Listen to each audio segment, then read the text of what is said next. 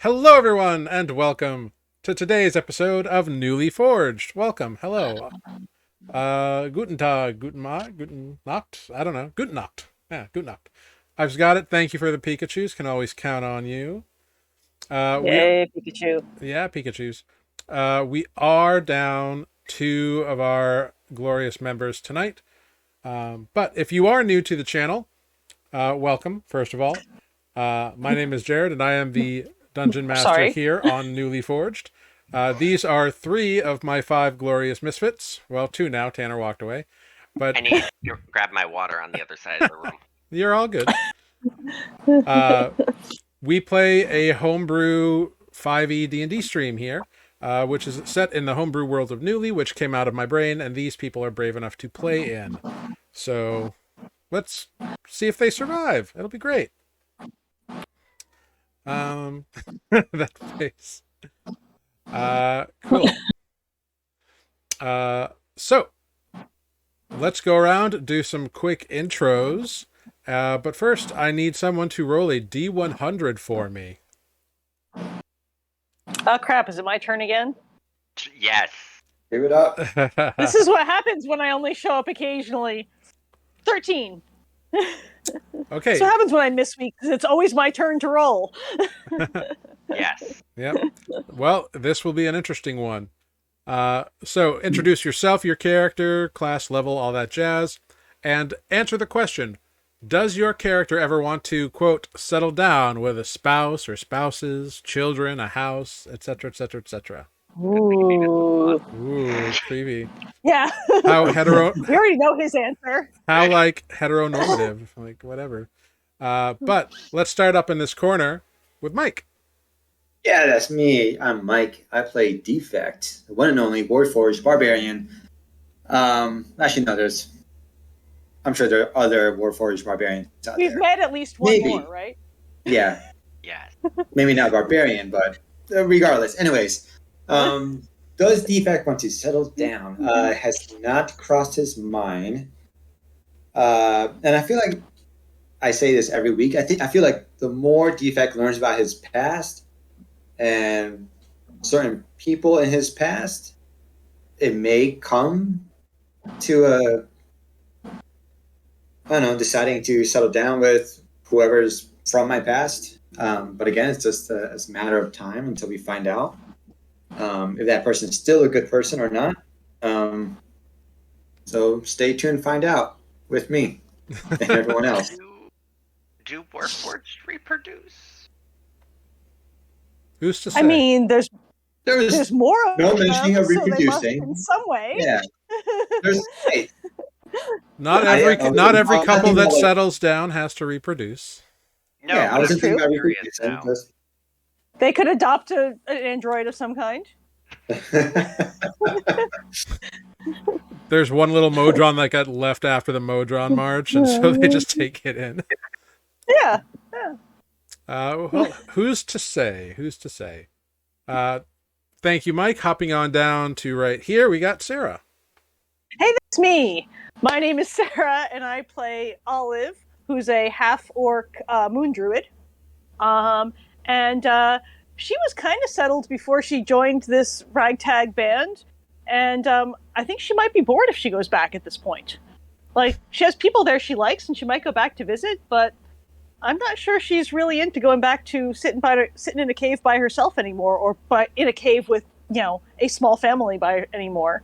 She's she's tasted life on the road, and she's done with this whole city bullshit. But there's a lot of wilderness in Nuuli that she's down to explore still. Very cool. Not just the glimmering, or was it glimmering plains? The glimmering void. Yeah. Glimmering void. Yeah, not just where we explode with magic. Right. Who knows? You might find someone or someplace that is appealing. She might. She might. And down here, down there in that corner, we've got Tanner. Hi, gay. Hi, gay. Still June. Still June. Happy Pride. Go. Now we got 2 more weeks. Well, including this week. We got next week too. Anyway, I'm Tanner. I'm playing Nereus, the Azamar sorcerer. Wow. Who are you again? Not Adis? That is. Azamar sorcerer, storm sorcerer, and settling down? Maybe? Nereus has already done a lot of raising kids, so he's, tapped out at the moment. Mm-hmm. Again, don't need to have kids to settle down Nope. with partner or partners. Well, and I am Jared. I am the Dungeon Master here on Nuuli Forged. I play everyone else that is, and everything else that is not the 5-player characters. Woo, go me. So my brain explodes Every quite a lot. animal Sarah talks to. It's true. It's true. Who knows what animals exist in Nuuli until she talks to them. Hey, I got the ability. I may as well use it. Totally. I'm down It's for fun. it. I would just avoid the flaming trees from now on. You're not the only one who can do it either, so, you know. Looking at you, Defect. But he can't talk to trees and be horribly cruel to them. No. I mean, well, he can do one of those things. But let's dive right He's in. carrying a great axe, but yeah. Let's dive right into last time on Nuuli Forged. I should get that there. There we go. Haha. Last time on Nuuli Forged, the party's captive mage was taken into custody by the tenants, and were then able to convince the party was then able to convince the fighting pit champion, a bronze-scaled dragonborn named Gronk, to relinquish his lucky belt, revealed to be a shard-touched item. Using honesty as a new tactic, they explained that if they did not depart with the belt, this would probably not be the last time Gronk would be attacked in an effort to retrieve the item. Successful in their negotiations, the party then went to the wizard Merilot to inquire about the Dracolich phylactery they had left in his care. Oh, yeah. His research had produced a way to destroy the item and the soul bound within it. It would require acid from an ancient brass dragon, a 2,000 gold piece golden bowl, in which the phylactery must soak in said acid for 10 days before being split apart by a master jeweler using mithril tools blessed by a high priest of the Platinum Dragon. Not even sure where to begin. The party left the phylactery in the care of Merilot for the time being. Nereus took the opportunity to sketch the wizard's teleportation circle, and the party left and split off. Spoot to the Trinity Library, where he found an expert on the breaking of shards, Archivist Herbal Roundwaist. Greg and Defect went off to investigate a potential lead about where the belt came from, but ended up with a rug. And Nereus returned to the Black Pearl for a bath, while Olive and Paduke made their way to the Polished Mug to relax a bit. Soon enough, Spoot, Grig, and Defect reunited at the tenant station and were allowed to ask the surviving mage a few questions. When kindness did not yield results, Defect bribed the guard for access to the mage's cell, which immediately started freaking him out. And he began spilling his guts and telling them everything they wanted to know. He revealed that he was a member of the group called the Shade Reachers, and they worked for a master known as the Ibn Shade, whom he confirmed that Bodo Proudbody and a Goliath also work for as high-ranking figures or lieutenants or something. And they learned that Bodo was in Barterria, and this Goliath was collecting another fragment from someone at a place called Craghold, which was also where the ritual of reconstitution would be done once they had acquired one fragment from each shard. Their questions answered, the party reunited and made a quick stop at the Polished Mug to investigate the circle Spoot had used to teleport there, and pick up Olive and Paduke before making their way to the ship known as the Moss-Eaten Mold, which had docked early. There, the party met the furball captain of the Moss-Eaten Mold, one Kevin Saltcrust, who, upon learning that they were sent by Captain Spark Yarrow, invited them aboard to talk business. That is where we dive in.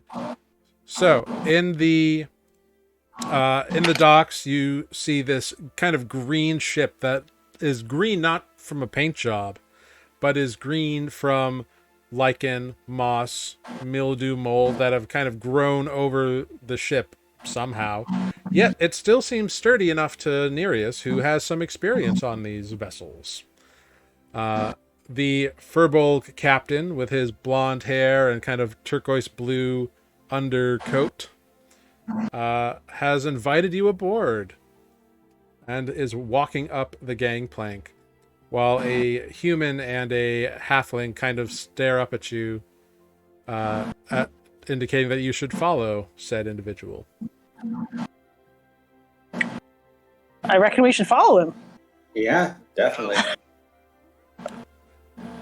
You follow him up onto the ship, and despite the outward appearance of the hull of this ship, the deck is very well maintained and does not have stuff growing on it. It's not slick or slippery at all. So it's solid and appears to be of solid construction. You are then led to the rear of the ship, into what is the captain's office, the captain's quarters. He brings you all in, invites you to sit down. People take various seats, and he looks across. So, you are sent by Captain Yarrow, huh? You come to see me? You say, because you seek to get into Barterria. Is that true? Yes. That pretty much sums it up, yeah. Ah, excellent. Well, as you know, or maybe you don't, because you were talking about it on the dock, so maybe you do not know.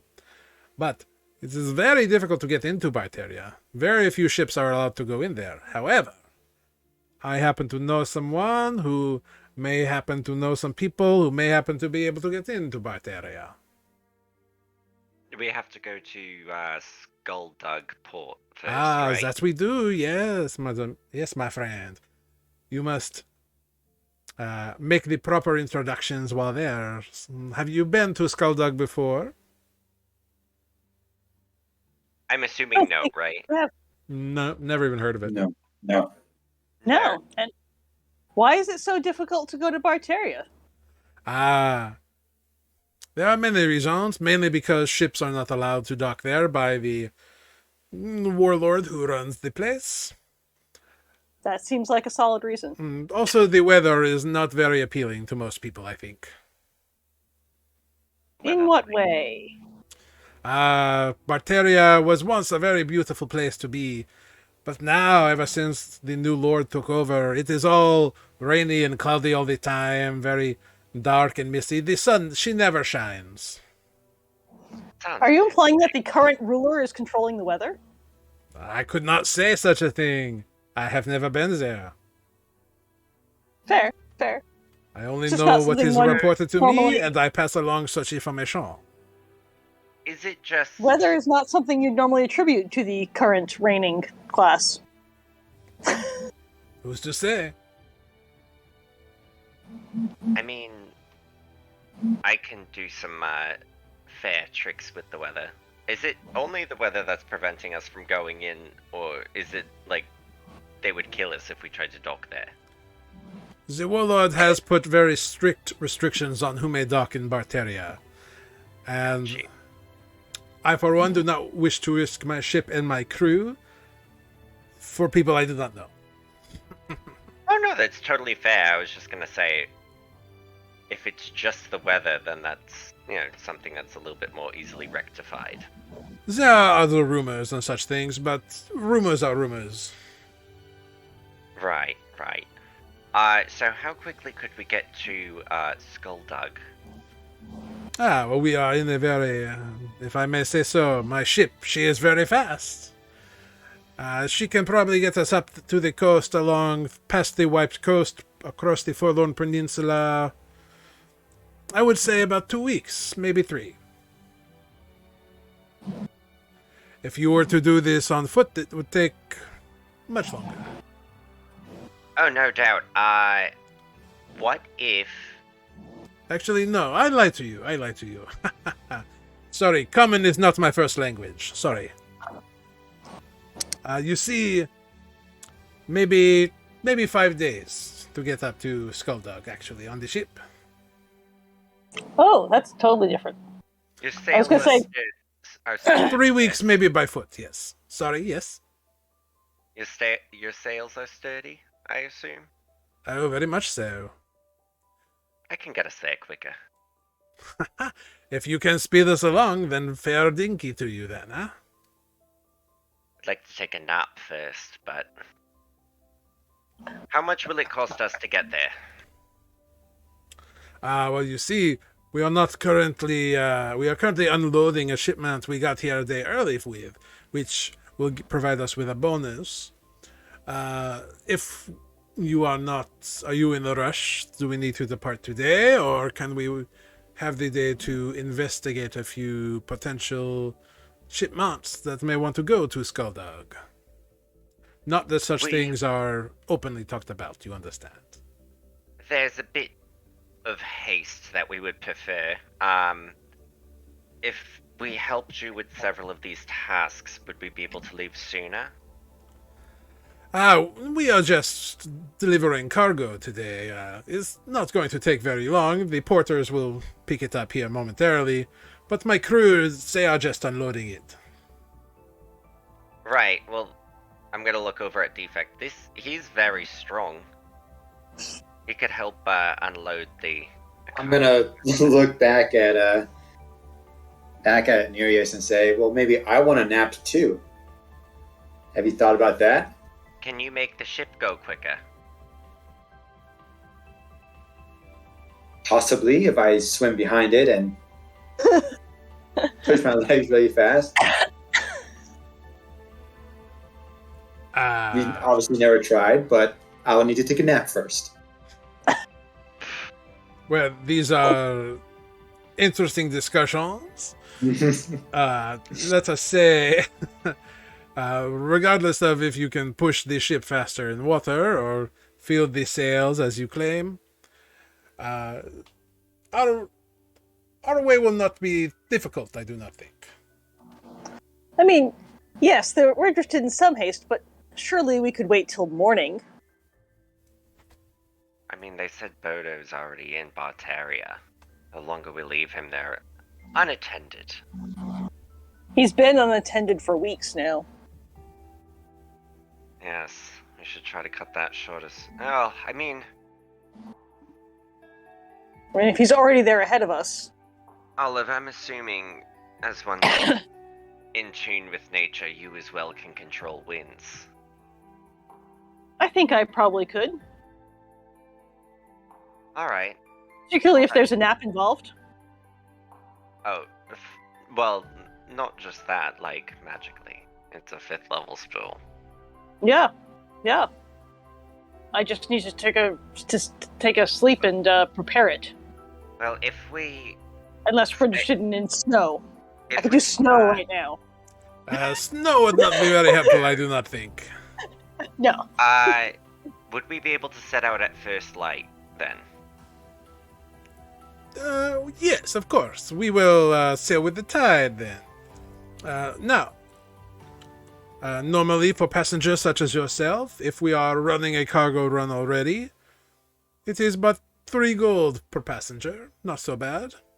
However, without cargo, if we cannot obtain any shipment, it will have to go up to 6 gold per person. I mean, that's fine, and we will be able to get you to the ports quicker so you can make faster delivery. Bon chance. Which, maybe can make this ride a little bit cheaper. I'm sorry, it is not about that. It is about the time of the crew and all these other things. Fair enough. The rates are the rates. Well, shall we, We would not ask you to pay more if we get up a squall and are sea frozen for 3 days, so it works out. That I wouldn't let that happen. Well, that is appreciated, of course. Well, I guess we sail out with the tide then.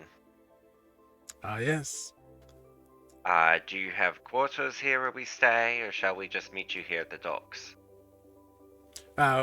My crew and myself, we stay on the moss-eaten mold, for she is temperamental if she is left alone too long. So, we stick by her. You are, of course, welcome to berth yourselves upon the quarters and be here and not have to worry about getting back in time. Well, it's been a while since I've been on a ship. It's been kind of nice to sleep here. Well, you are welcome to do so. Do you all have any preferences?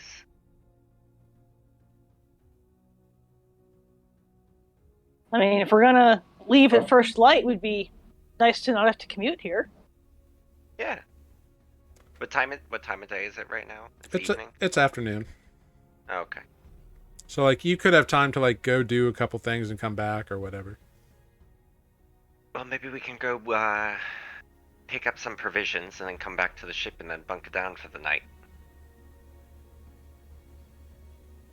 Sounds like a good plan. Sounds good. All right. Well, we'll be back shortly. Of course, and we will make ready to depart with the tide upon the morning dawn. Sounds great. See you shortly. Indeed. He shows you out of his office, and then he begins, like, shouting orders. You pick up a few names. You hear him call Trox, Lulu, Kinnear, Farah. Come, my friends. We have much to talk about. And you see a couple interesting figures answer these various names, although you're not sure who responds to which one. But you see an individual who's, like, surprisingly thin, but has, like, orangey red skin, glowing red eyes, and kind of soot-colored hair that seems to smoke in, like, a white and blue jacket. You see this little halfling, the kind of older one again, who looks like old and withered. She's got, like, deep-set shadow eyes, pale skin in green and brown, and seems to have, like, plants in her hair and, like, lichen and moss and stuff kind of growing on her in various parts of her Like she matches attire. the ship? Kinda, yeah. Part of the ship, part of the crew. Yeah. You see a human male who is also down at the gangplank. Tall, thin, copper skin, shoulder length, like, dark dreadlocks, with dual rapiers, and a long red coat and black vest. And then you see a new person who you haven't seen before. A human female who's got, like, a harpoon just, like, across her back. With, like, tan skin, bright green eyes, shaved head, with a green bandana, kind of just, like, on top, kind of off kilter to the side, wearing kind of form-fitting leathers, and a large blue tome just kind of floating next to her. And, like, She's being followed around by a book? Mm-hmm. Yeah, like, as she's walking towards the captain, the book is, like, floating after her. Miss, what is that? She looks at you for a minute and then looks at the book. That's my book. It's Bowie. How do you make it float? Hey, he just does that. Can I poke it? I'd rather you not. Or... Very nifty. Alright. Yeah, it's a good one. Hard read, but not too bad. Interesting. Alright, have a good day. Just strut along. Bye. And so you all depart as the captain begins talking with his crew, presumably about your plans now that you have made them with the captain. So what would you like to do in the few hours of daylight remaining? Grocery shopping. I was going to say we should probably gather our things and do any shopping we need to do. Mm-hmm. Yeah. Is there anything specific you are looking for? Do we need rations? Rations, some things to cook with just on the boat. You're allowed to like eat the crew meals and stuff. That's what part of your key is for. Part of your... Nearest says no. Well, I mean, hey. I mean, Grig does have like a pan and like that kind of stuff, a pot. So. Don't we still have our 5-pound bag of rice? Mm-hmm. Still have rice. I still have a pile of orcish spices. I'm not using those. Excuse you. You don't have too much of the rice left. You've eaten it quite a bit over the past couple of months, so. Yeah, we had more than one, because Olive has one as well. Okay. Well, you might have like half a bag left then. Sure. Yeah, just like get some rice, potatoes, some meats, other veggies. All right, yeah. That kind of stuff. You can acquire all that for 3 gold for, like a 7 days worth of stuff. And for the haul? Yep. Okay. And you can have it delivered as well for that price. Sure. And some fish for Spoot. Yes. It's very important. Very, very easy enough to do. Yeah. Don't want an upset turtle. No, definitely not. Uh-huh. They get very angry. Anything else other than food items? Not for me. I know we've spent a lot of money in this city already. Cool. Just as a general note, if any of the spellcasters who are not here would have wanted to purchase spell components, I will have allowed them to do so in this time, but they'll have to just say that and renew the cost when they return. Fair. Right. And if anyone else has any consumable material components for spells that they want to make sure that they have, you can do that. I'm going to assume there's probably some scraps of sailcloth available on this boat. Who knows? But yeah. Component for control wins. You have a spell focus, you don't need a component. It's true. It's true. But, if you want flare, you can always flare it up. Cool. But sailcloth seems like it would be readily available. I mean, they might have In some scrap spare. form. They probably have Yeah. some that they use to, like, mend the sails if needed and whatnot. Yeah. Scrap seems like a thing they could get. Yeah, not too crazy. So, you all get that. Sorry, just looking at something. You get that all sorted out. Spend time however you wish, and you can return to the ship. Very good. Cool. Yep. All right, you are shown down into the second level of the ship, into a couple of cabins. Actually,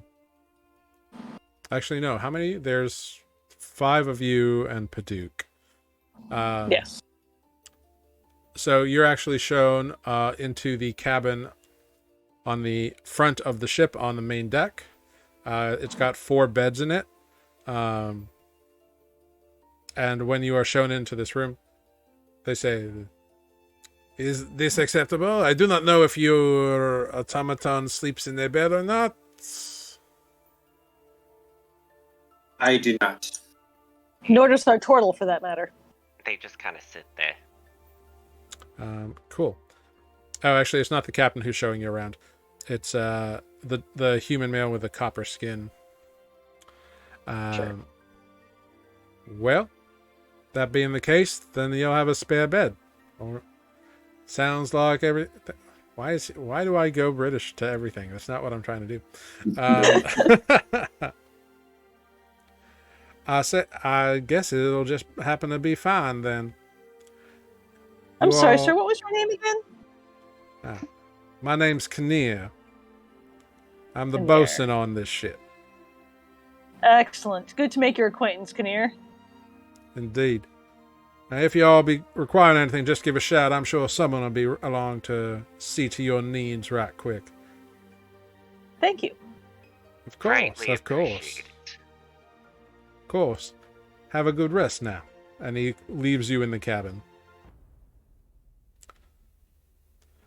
You can all get a long rest, prep whatever spells you want to prep, and the Let's see. next dawn, you hear the captain calling out to orders, raise anchor, cast off the lines, and the ship moves out into Spire Bay, out of the port of Wynten, and you are all off on some crazy new adventure.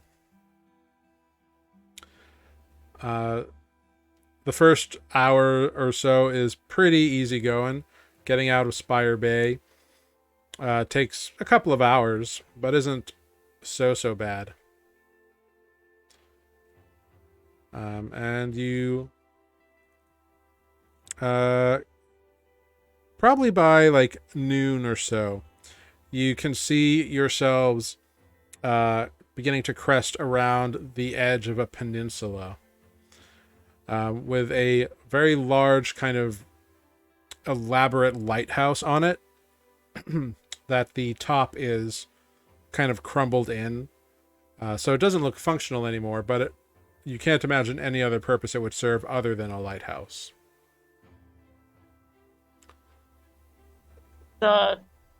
Ask whatever member of the crew is nearby if they know what that is. So this human male kind of looks over at you and he's like, "It's a ruined lighthouse. That's what I know." Fair. Wasn't sure if there was any good stories or anything with it to pass the time. "Oh, there's plenty if you want stories about it." And he begins spinning various yarns of how it was once a tall lighthouse made of silver and gold that rotted away. People came and stole the gold and silver. Another one that it was actually like a wizard's tower at some point, and another one that it was part of a castle before the breaking that like a princess or a king or someone used to live in. He's got all kinds of stories about it. Sounds like an excellent way to pass this day of sailing. Yeah, and he keeps calling down like the next bit of the story as he's like running up in the rigging and like tacking the sails and all this other stuff.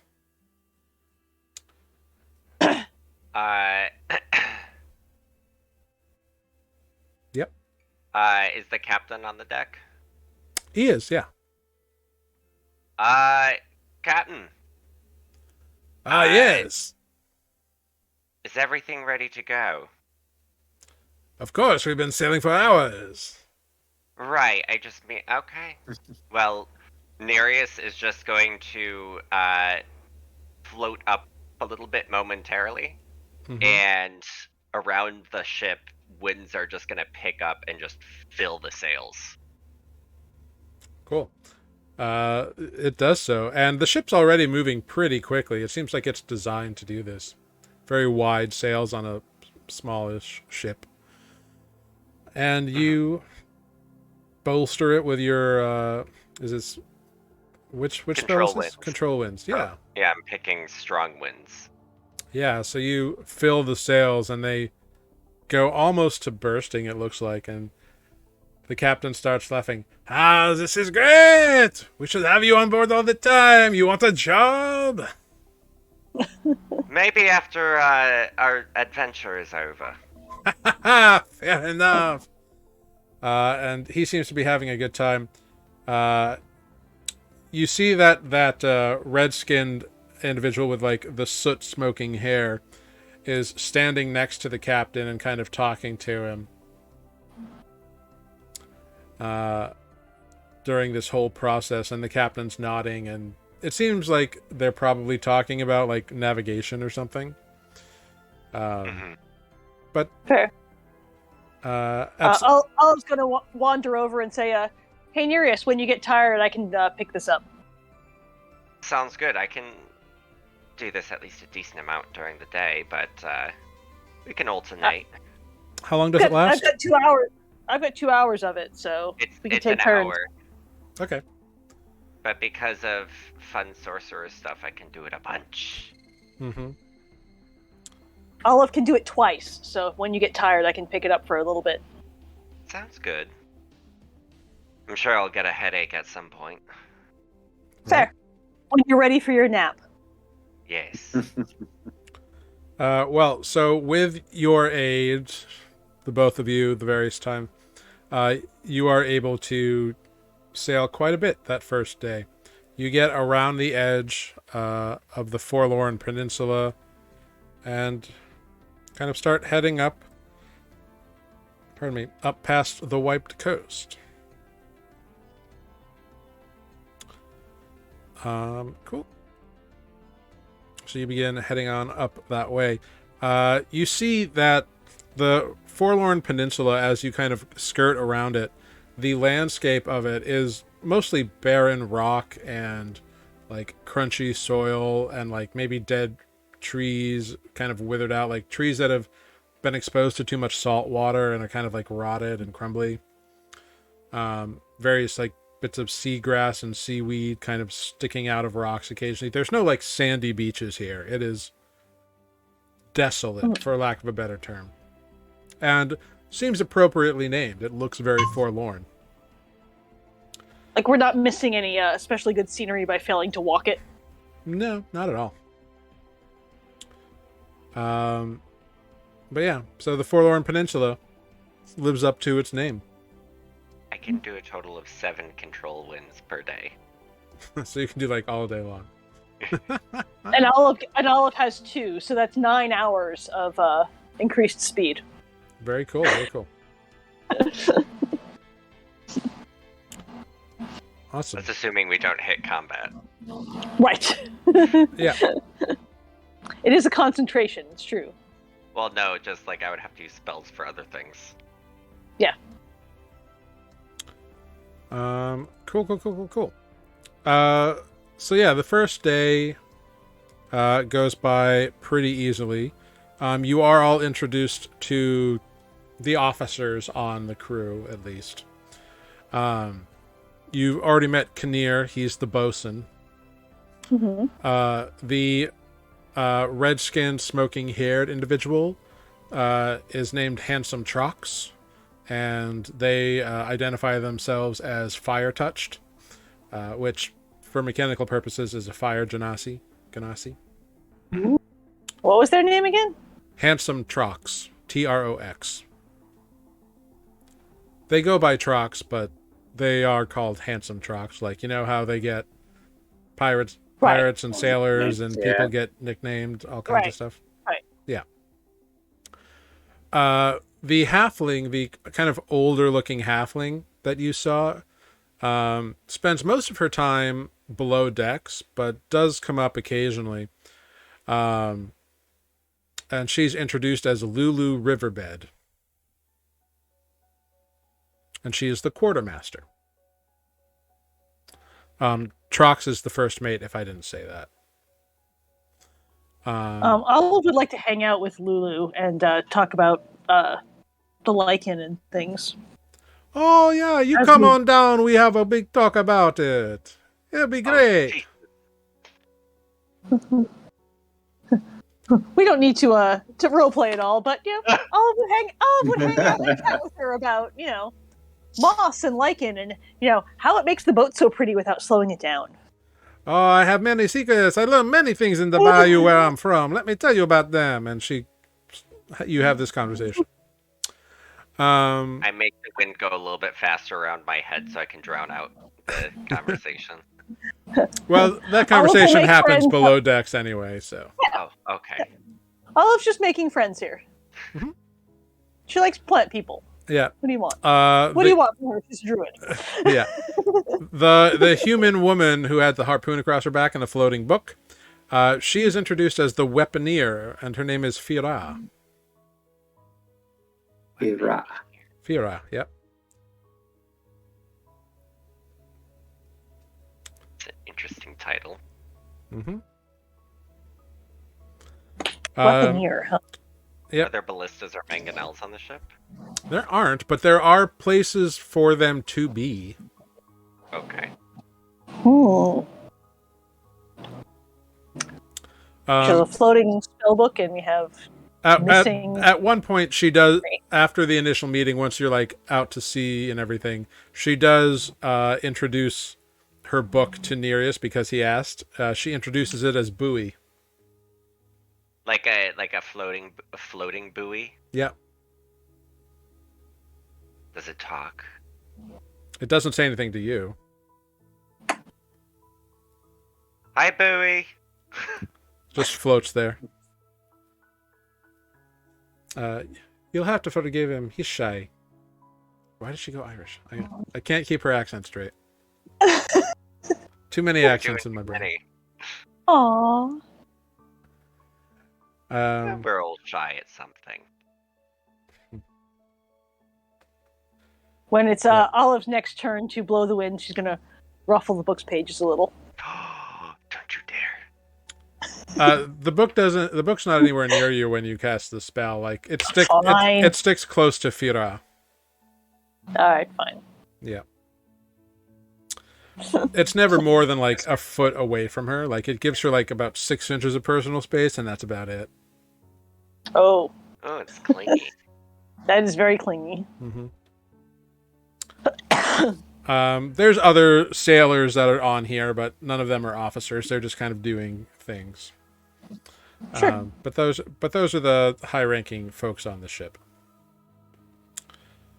You can all get some rest. You've traveled quite a bit farther and faster due to your assistance with winds today.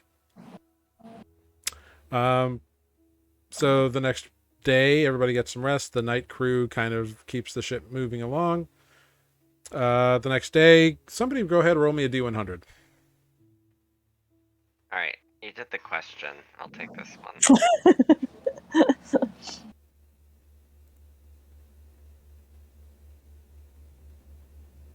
83. 83. Cool. Very cool, very cool, very cool. Is it cool? Yeah. It's. I mean, it's potentially very cold. We are sailing into the wind. Yeah. It's a clear morning. Like you can kind of see everything as you travel along this wiped coast. You stay pretty far out from the coast, but you can see that it is like blasted and pockmarked from this distance. As though like there were explosions at one point that have never been washed away. Mm-hmm. But the coastline itself is pretty barren.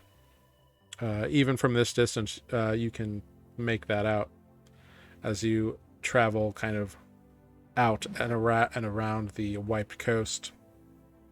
Oh, I'm assuming Amber showed a lot of interest in the belt, so I'm assuming over the night Greg attuned to said belt. That's possible. Okay. Seems likely. Does Greg have attunement slots left? Artificers get a lot of attunement slots. They do. Fair. As literal magic items. That's fair. I just feel like she's attuned to a lot of things. Greg has the ability to at 20th level, artificers can attune to 6 things. Because they're fancy that way. But yeah, cool. Awesome.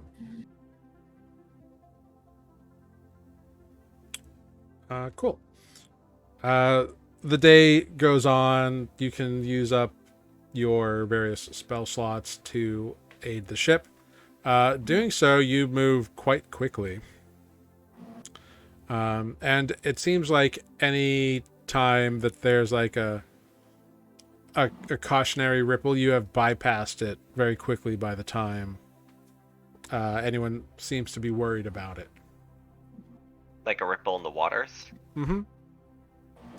Sea monsters. Like there's always somebody or a couple people like watching from either the crow's nest or up in the rigging. Like there's always Right. a lookout. Hey, Captain. Yes. How good do you think we're making on time?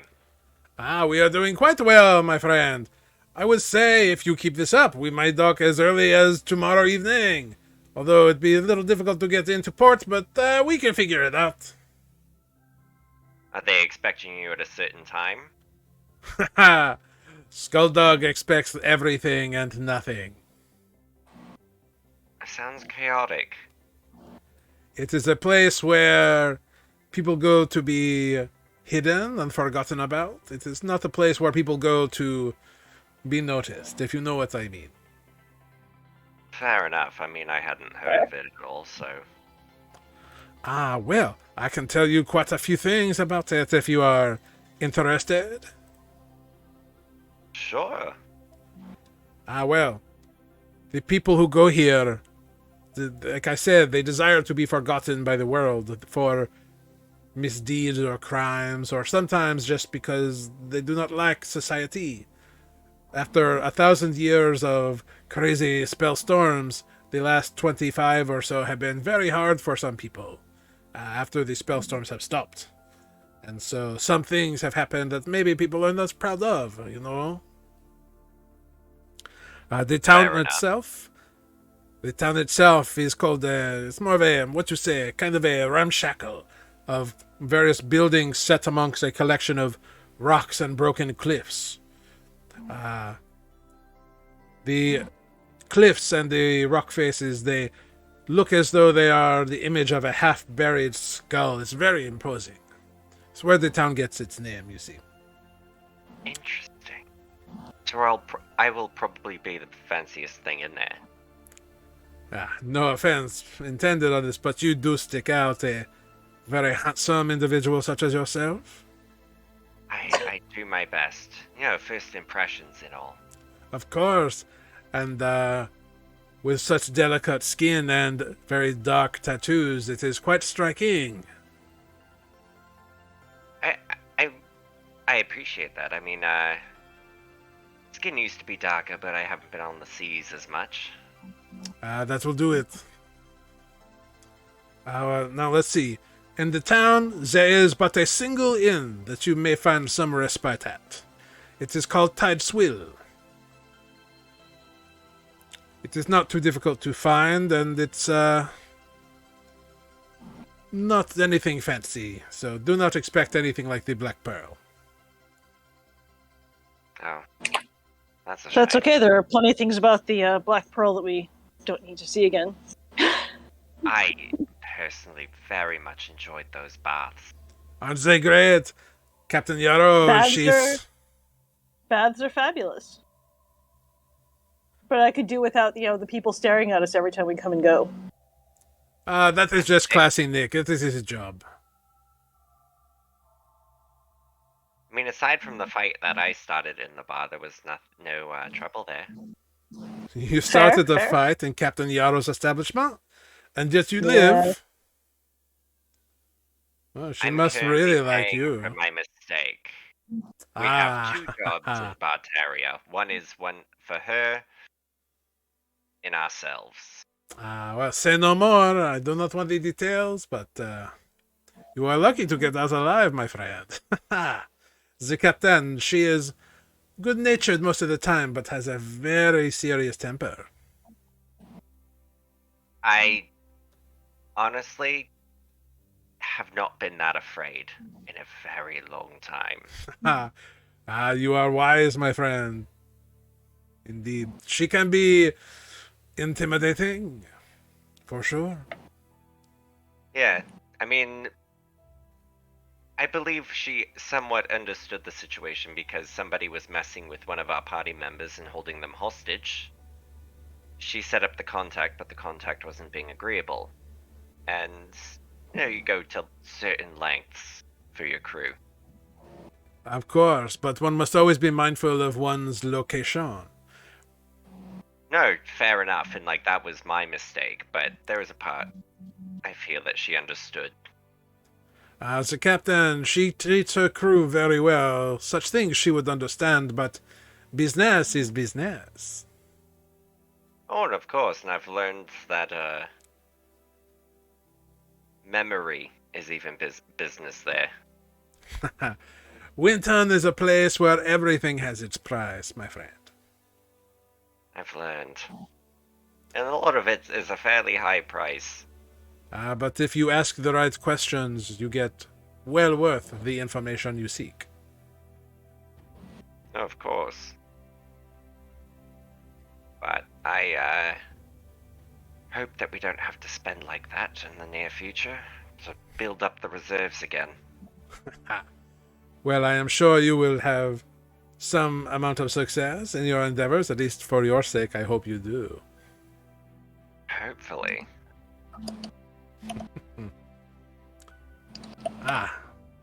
Let's see. Back to Skulldug. It is one of the few places where I happen to know a individual who is able to access the ports of Barterria. I'm not sure exactly where he docks there, but he is on the good list, let's say. So, he will be the one you want to speak to when you get into town, I think. Very good. What'd you say his name was? I have not yet. He is Oh, a half-orc man named Purger. okay. If he is not on the docks, he is probably in the tide swill. All right.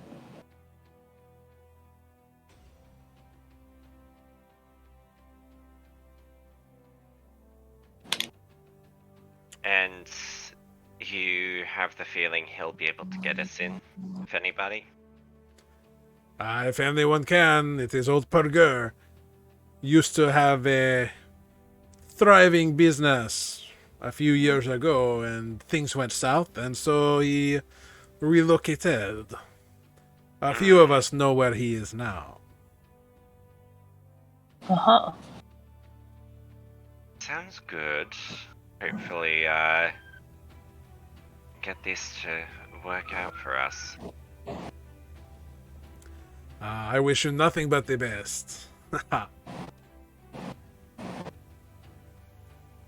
So the adventures on board the moss-eaten molds continue, and you traverse the second day without any issue, which is great.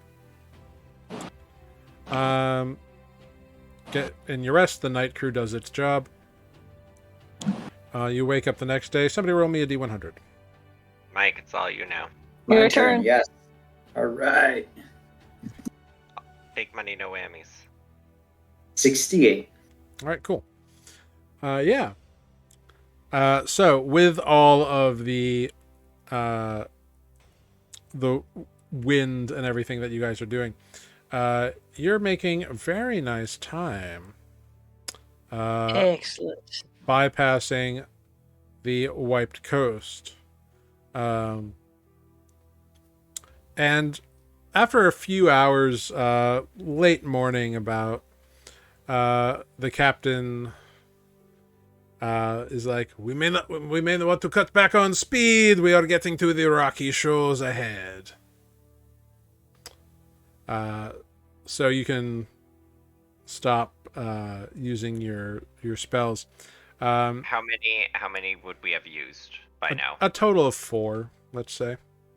So 2 each already? Sure. Okay. Sure. Yeah. Oop. So you're kind of coming around a bit of a land's edge, and you can see small, like, rocky promontories kind of creeping up around. It's not quite a reef or anything. It's just there's little islands kind of all over the place. Do they look inhabited? No, they're just like bits of rock that are sticking up out of the ocean or out of the sea Gotcha. here. And so there's all these little rocks that the captain is navigating the ship through with ease, despite them looking to be fairly difficult. The captain is quite skilled at his job. And as you're kind of getting around some of these rocks, everybody go ahead and make a perception check for me.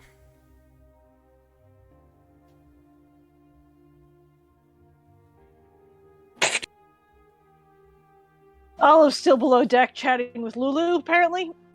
None of us see shit. Okay. No. Actually, Maybe Greg? nearest, Can I do- nearest, you can have advantage on this. Oh.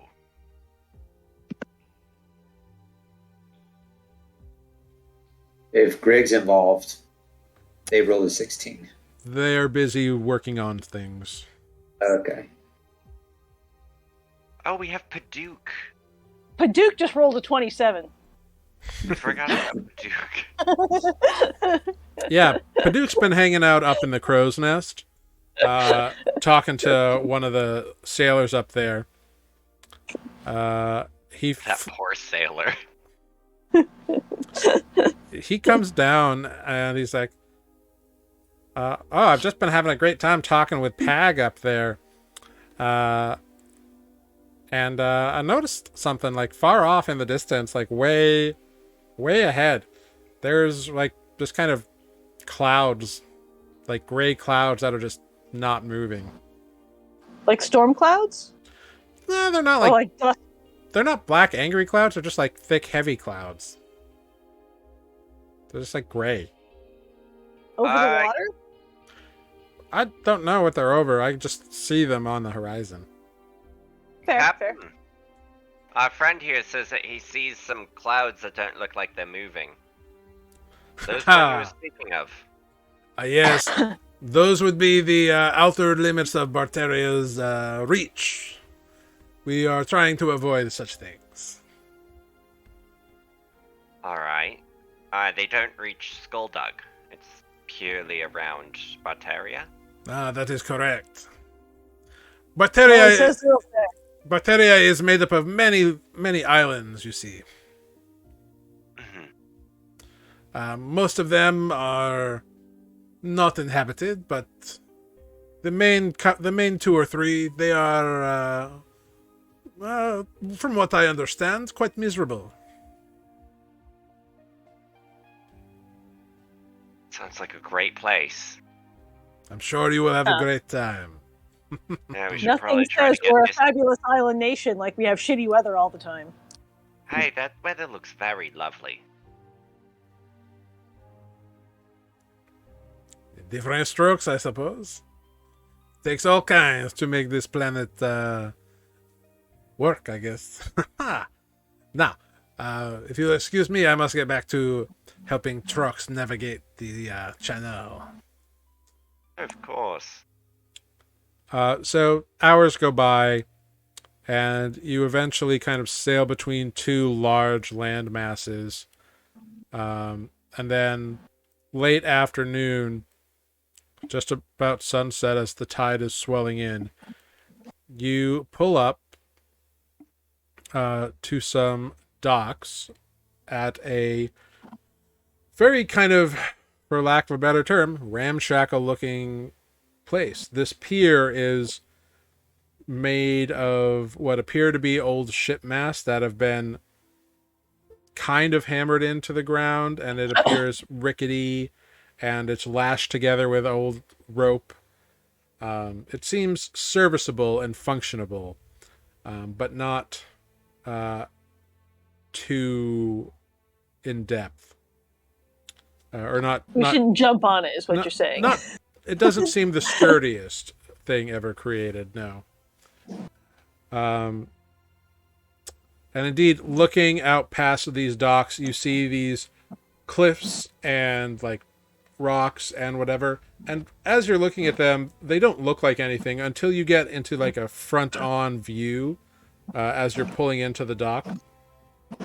And now you see it resembles kind of a humanoid skull that's half buried in the sand, like on its side. It's an optical illusion, but it just looks like that. And now you kind of get what the captain was talking about. The different layers of the rocks give different depth perceptions, and the broken cliffs all just make this shape of like a half buried on its side humanoid looking skull, which is That wild. is a Cool. foreboding look. Ah, yes. This is the Speaks point, to a I great deal believe. of oversight to its architecture. Or landscaping, I guess. I don't know, whatever you want to call that. Well, if people want Someone to put be a lot like- of someone put a lot of effort into this. Ah, it is natural.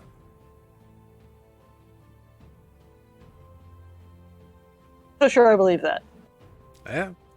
I know of no one who put such effort into such things, so...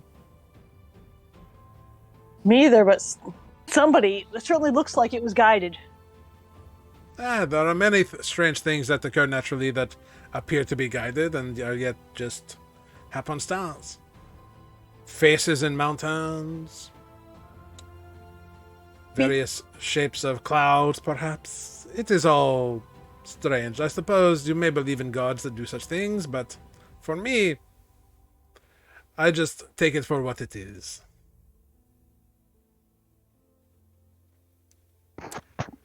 Well, if it was nature, Right. they did a great job. Indeed, eh? So you all dock, and the captain sends a few hands over to more to the thing, and you can see, like, as the ship like comes to a stop and the sails have been furled, as the ship gets pulled in, the entire thing with the hands on it, the entire deck, just kind of Olive's going to turn into a seagull and fly over the deck, over the dock altogether. okay. Not a seagull. All right, you turn to a Yeah, seagull and you fly go- off. You go steal somebody's French fries. Yeah, grab a couple of fries and, bypass the sketchy-looking dock altogether. All right, 'Cause you so can. Olive flies off. The captain. She lands in town and turns back and waits for her friends. Cool. So you turn back into town. Town is a loose term. It's more like a collection of buildings that have been hobbled together. Anyway, solid ground that doesn't look like it might collapse when she walks on it is Yeah, cool right. with her. Yeah, right at the edge of the end of the dock. You can stop there if you want. And you stop there and you revert, and immediately the few people and like everybody here is wearing like a cloak or like a big hat or something. They stop and kind of like stare you up and down and just kind of like give you an eye and then continue on in whatever business they have. Put my hood up. Cool. Everybody else docks. The captain. Well, this is the fastest time I have ever made. Thank you for your assistance. I hope you had a pleasant trip aboard the Moss-Eaten Maid. The Moss-Eaten Mold. Now, I just have to get a few things straight with my quartermaster, and then I will bring you to the Tide Swill, and perhaps you can find Purger there. Sounds good. Excellent, excellent. One moment. And he begins calling out orders and people yelling and stuff. As the gangplank is lowered, he begins walking down that. And a human man kind of like, also like hood, kind of walks up to him. And he begins having a conversation in this... It's not quite common. It's a language that appears to be a mishmash of other languages. Nereus, you recognize it as like a sailor Pigden kind of deal. Mhm. It's how sailors just communicate at different ports of call from time to time. If there's not, it's like a polylingual communication system.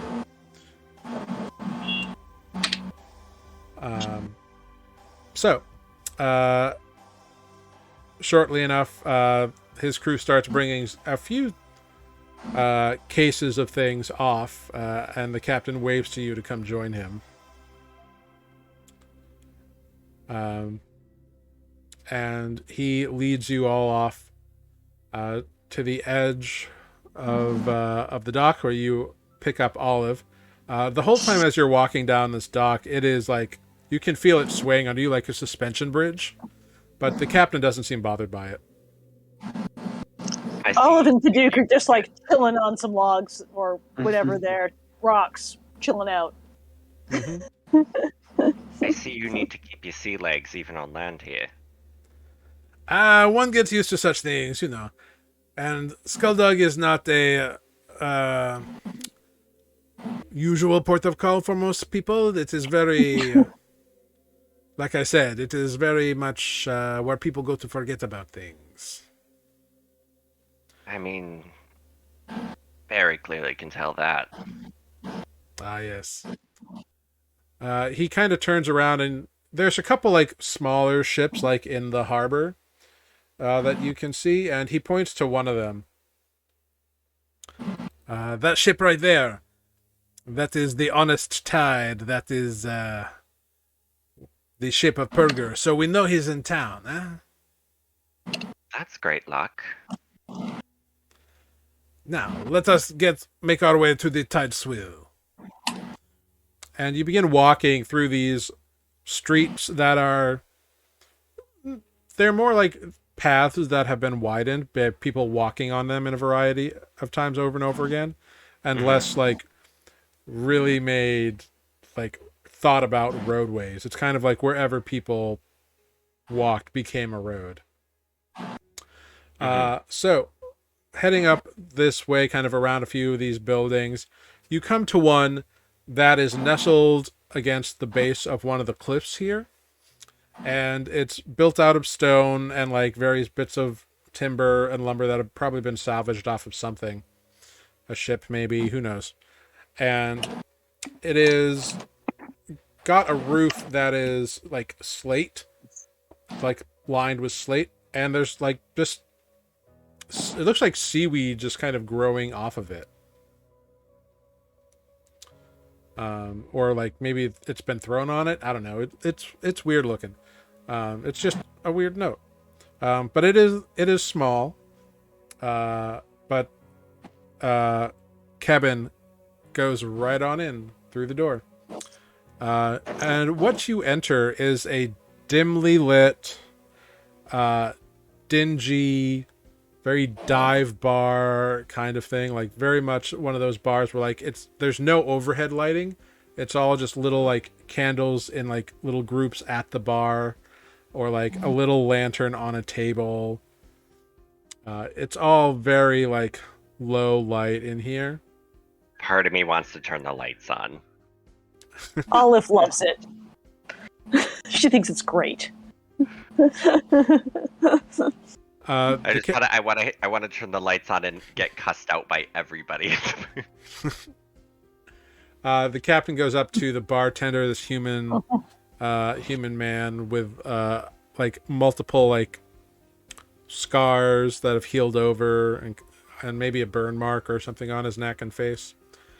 But they have a brief conversation, and the guy kind of quietly responds and then nods over to a table.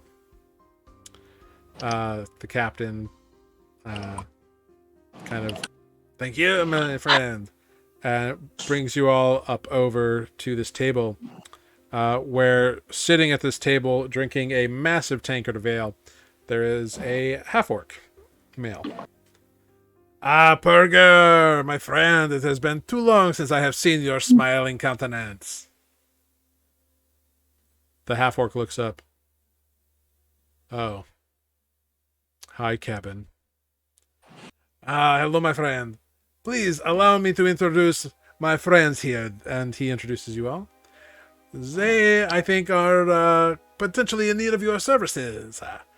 This is where I will leave you, having made introductions. I have business to attend myself here in Skulldug, of course. All right, Kevin. My I friends. appreciate everything, Kevin. Thanks so much. It's been great. It has been my absolute pleasure to aid the Captain Yarrow in anything she requires. And of course, thank you to an expeditious bit of travel.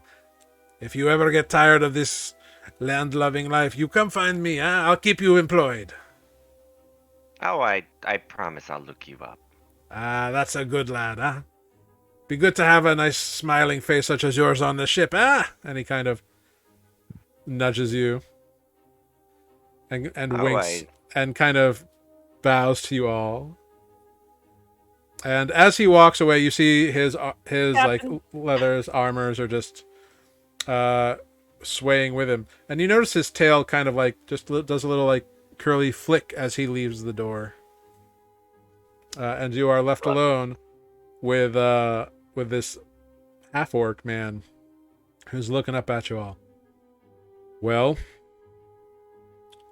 don't stand there. Sit down or get drinks. I'll go. Olive. Okay. You're gonna go get the drinks? Olive was going to get drinks. Does anyone want anything in particular? I'm not sure what they have here, but Not much. Anything but ale. Defect, are you drinking today?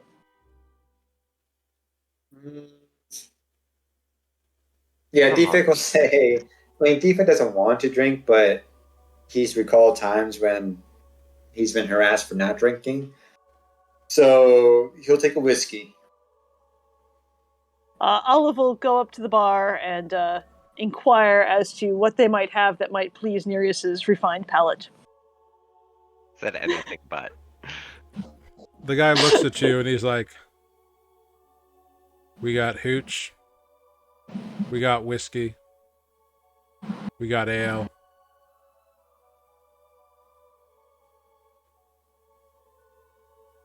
Great. So I'll take a whiskey, 3 ales, and a hooch. All right. He gets all that together. 1 gold, 8 silver. I will toss him 2 gold. He pockets it. Doesn't even look like he's giving you change. No, that's fine. Bring it back. Hand Defect his whiskey and hand some ale to Grig and Spoot, and hand Nereus a glass of hooch. This is what they got. They said it was fancy. I sniff it. You swear your nose hairs burn. Alright, we're just gonna change that a little bit, and I'm gonna prestidigitation it to something more flavorful. Great. Same alcohol content. And it now smells faintly of blackberries. Perfect. It still's gonna burn like shit going down. Yeah. I'm going to look at Pergar and say, I'm so sorry, you look like you had a drink there. Do you need a refill? Nope. Right. Alright, so we need to get into Barterria. We were told that you might be able to assist us. Of course. That would be what you want. You're the second group to ask me that in as many weeks. And I'm guessing the first group had a halfling named Bodo. Might have. Right. Yeah, we're good friends of theirs, and we're gonna go pay them a visit. We're hoping to catch up with them, actually. I don't care. Look, you want to get into Barterria? Fine. I can smuggle you in. It's 2 gold per head. I can fit the 5 of you. Or 6, including your spread, I guess. It's not going to be comfortable. It's not a pleasure cruise. You go in the smuggle hold, and that's it. Sounds good. Easy enough. Great. Olive's going to share her ale with Paduke. Yeah, he takes out a little like collapsible cup that he uses and like whoop. He takes a big swig and goes oh, how rustic.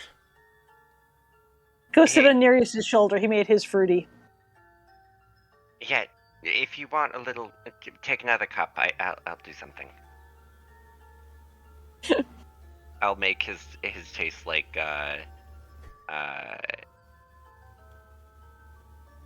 we'll do strawberries. Okay, you prestidigitate the hooch that he puts in his little cup to smell of strawberries, and he's like, oh, nice. And he takes a swig. Oh, it's a little birdie. Oh no, it's still gonna burn. Doesn't get rid of that. Yeah, I noticed. Oh, God. Oh, Mistress of Glens. And he just kind of coughs over and flutters over, just sits on Spoot's shell and kind of like begins rifling through his bags for something. Put some hair on your chest. I can't grow For you, that. Paduke. So, Perger looks at you all. All right. 2 gold a person. So that's 12 gold for the 6 of you. Greg. Little guy, he basically fits in my pocket. Am I smuggle him into Barterria? Yes. 2 Greg? gold. All right. If he's coming on my ship, he's got to pay. Fair enough. Our accountant pays him. Okay. So, somebody just note that down. Yep. So that's a total of 12 gold pieces 12. gold, yeah. total.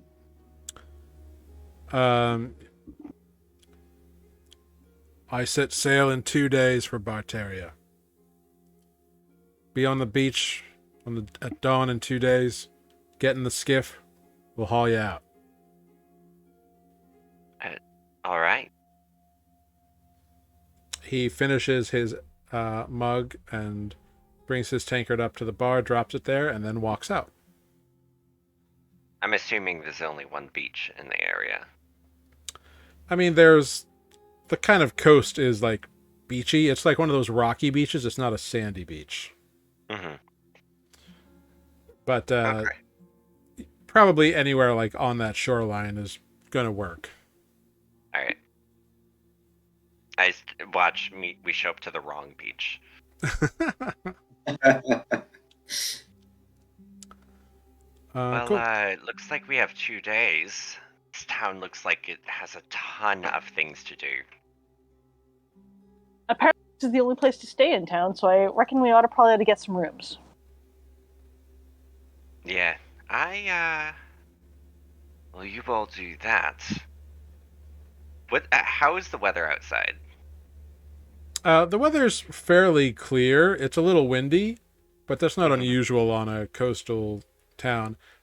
Sure. The overarching cliffs that this inn is nestled against do kind of leave it in a perpetual bit of shade after like any time after like noon, really. Mm-hmm. So it's quite dark despite it not yet being sunset, but the sun is on the western side behind the cliffs. So And like, how's the like temperature up this far north? it's chillier. It's much chillier, yeah. Okay. Yeah, it's a little colder. It's not like freezing cold or anything like that. But it's moderate, and it is early fall at this point. So Would you say like, I don't know, like Cape Cod in the fall, like that kind of temperature? yeah. We can Okay. go with Cape Cod in the fall. It's pretty close. All right. All right. Olive's going to go back up to the barkeep and ask about rooms. Uh-huh. Yeah. Yeah, you can get rooms here. There's 2 rooms available. They each have Great. they each have 2 beds, and it's Uh, 3 silver a night for the room. Great. So for 2 nights, Olive's going to hand him. Oh, why is this so difficult? So it would be 2 gold and 4 silver for 2 rooms for 2 nights. Thank you. 2 gold, 4 silver. Yep. Olive will pay for the rooms. Cool. And return to the group and say, all right, we got 2 rooms. Yep. That's all they got. We're going to cope with that. I mean, I don't think there's much choice here. No. I'm gonna go for a walk along the docks. Kind of look out over the ocean a little bit. Is there like a downtown to this? Like, is there a marketplace area or a? I think we walk through the downtown.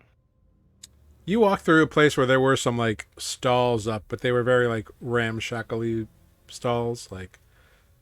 So like there's obviously commerce that goes on here. It's just not a thriving economics hub, you know. Kind of like the bare minimum commerce. Probably. Fair. You haven't investigated it, so you don't really know, but Well, if we've got a few hours before sunset, Olive's going to take a stroll through downtown. okay, cool. And See what there is to see. Probably. And nearest, Olive. you're going to the dock. Mm-hmm. And what are you doing, Defect? I'll probably tag along with Olive. Okay. See what there is to see. Yeah, so you head on down to these various areas. The shopping district, we'll call it.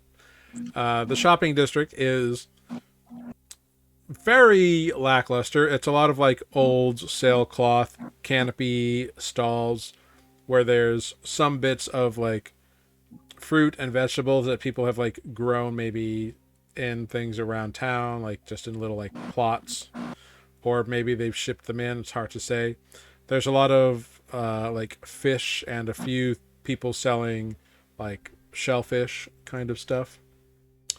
Not a lot in terms of like knickknacks or anything like that. There's a blacksmith. There's a couple of people who like mend nets, thatchers. Yeah, it's very much that kind of, and it looks like people don't really talk a lot to each other when they go up to someone and buy something. It's like I want this, here's my money, and they go. Mhm. Nereus, checking out the docks, you see that the only ship really pulled into the dock itself is the Moss-Eaten Mold. Mm-hmm. And the crew has moved a bunch of crates to the edge of the dock. And you see a group of people kind of heading that way as if to meet up with them and like pick up the crates. Okay. I'm just, gonna find a spot that's like is windier and just kind of sit down. Cool, yeah. Just kind of like look over the ocean. Yeah, there's actually an outcropping of rocks not too far away from where you came off of the docks that you could easily scale or hop up with your magics and whatever and get on top there. And it's definitely windier up there. Yeah, I'll go sit up there. Yeah. So you sit up there and you look out over the ocean. And as you look out, you see far off in the distance, maybe half a day sail, you just see these roiling clouds that are just staying stationary. You can see other movement of clouds and just natural occurring weather phenomenon moving like around them, but the clouds that are there just stay there. And in a weird way, it's both hauntingly beautiful and intriguing, but also something about it just doesn't taste right to some part of you. There's some part of you that is rebelling against that imagery. And as you sit there and take all this in, we're going to take a break. So we're going to take a little break, and we will be back in 5 minutes. So thank you, everyone, for sticking with us. I hope you're having a good time. We're going to take a little 5-minute short rest, and we'll be right back. So see you all in 5 here on Nuuli Forged. Bye.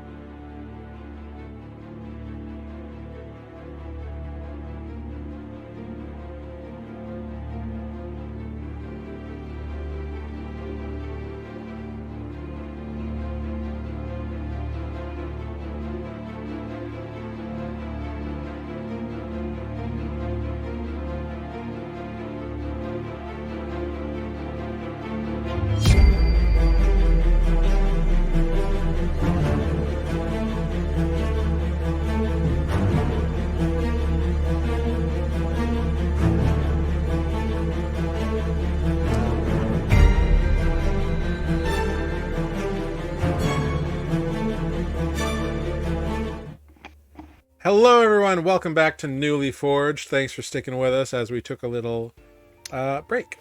But we're back. We're back. Excellent. Yeah. Cool. Our friends have split up to do some investigating in the town of Skulldug, which is very much a ramshackle, rundown kind of place where people are not overtly gregarious or friendly, it seems. Friends have. But yeah. Nereus is on top of a rocky outcropping, checking out the distance. Olive and Defect are checking out the commerce center of this place. If there's anything you are specifically looking for, or any kind of No, just thing. checking things out. Looking. A little underwhelming, but you know. Yeah, it seems like people like do the business of like the staples, but not too much more than that. And there doesn't seem to be like, this is not a town of hundreds, or certainly not thousands. This is a town of dozens, maybe.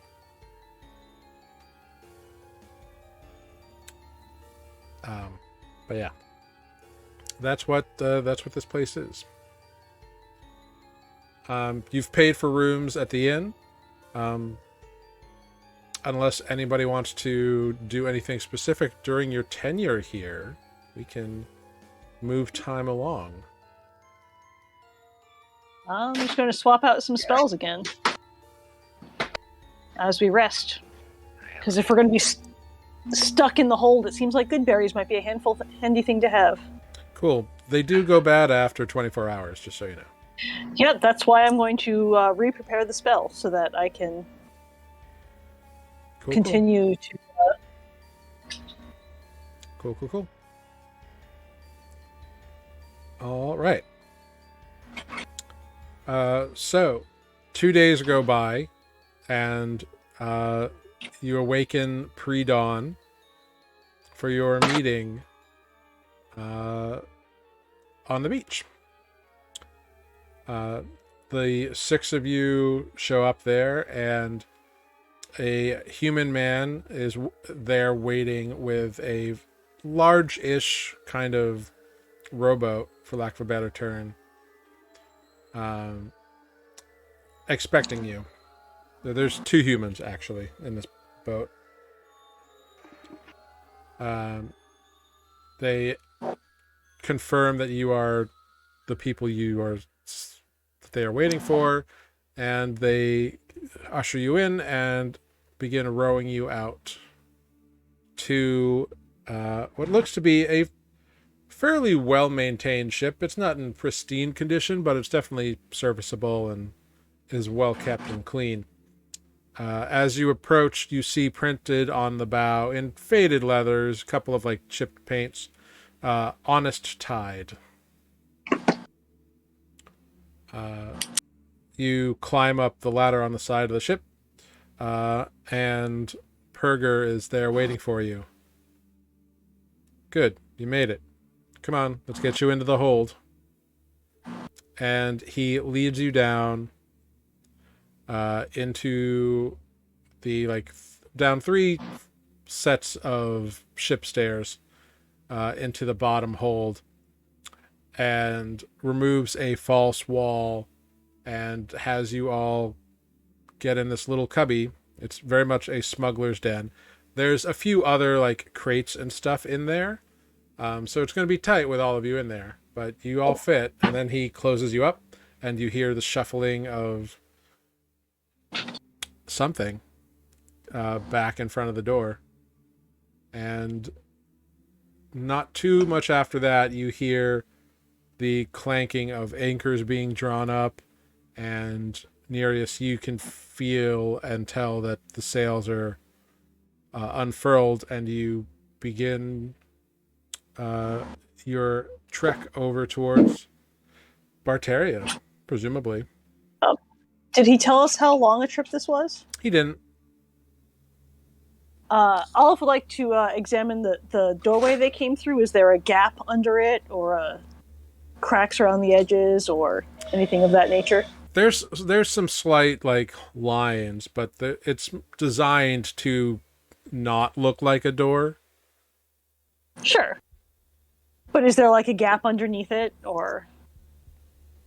Looking around, like, yeah, there's a little bit of a gap underneath it, but just like a gap between wood slats gap, not like a inch of a door gap.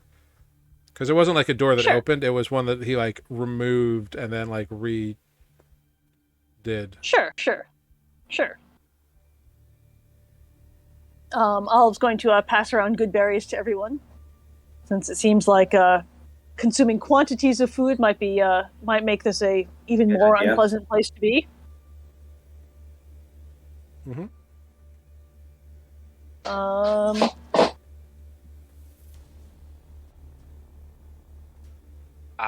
So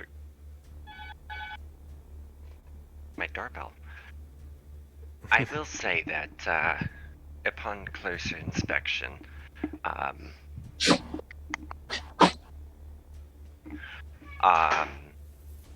the storm clouds are a bit unsettling. There's something about them that doesn't quite sit right. Hmm. So, I don't know necessarily what that means, but it's a feeling I got. Fair.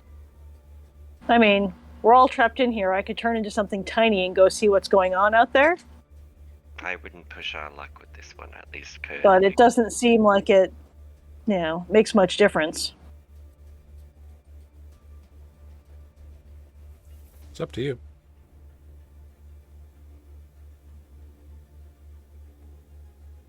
If I we're think, being, for the moment, we can just hang out. yeah, if we're being smuggled, I don't necessarily want to push our luck with it at the moment. No, not at all. If But, things seem like they might be not going in the preferred direction, then by all means.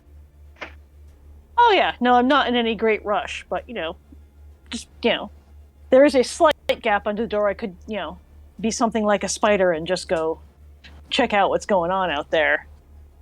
Of course. Maybe in a few hours, if anything seems unusual. In a great rush, but it seems like it might come up.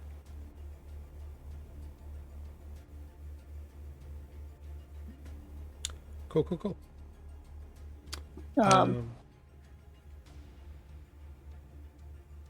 Very cool. Yeah, so I mean- a few hours does go by as you are all kind of cramped up in here. It is very tight quarters. There's not like room to stretch out or even really walk. But after a few hours, you can all hear rain lightly pattering against the hull of the ship that you're on. And Nereus, being one who is in tuned with rain, you can tell that it is falling. And usually when rain falls, you get a sense of like peace and like cleanliness and revivification in a way, like because rain can do a lot of damage, but it also brings a lot of life with it. Mm-hmm. This rain feels different. It feels forced and mournful. Interesting.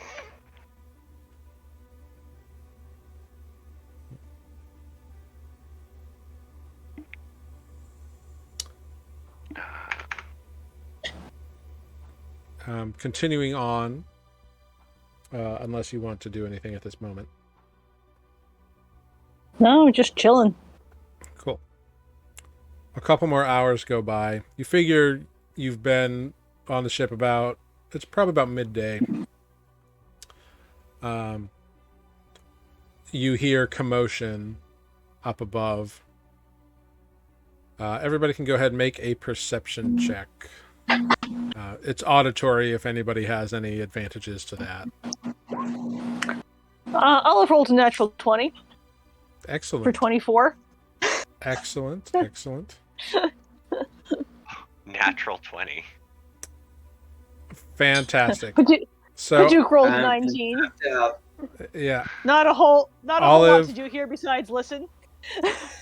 Olive and Nereus, Nereus, you definitely recognize the sound of like a gangplank being lowered, and you sense another ship has like pulled up next to you. And you both hear like voices talking about like, papers, inspection, and you hear Perger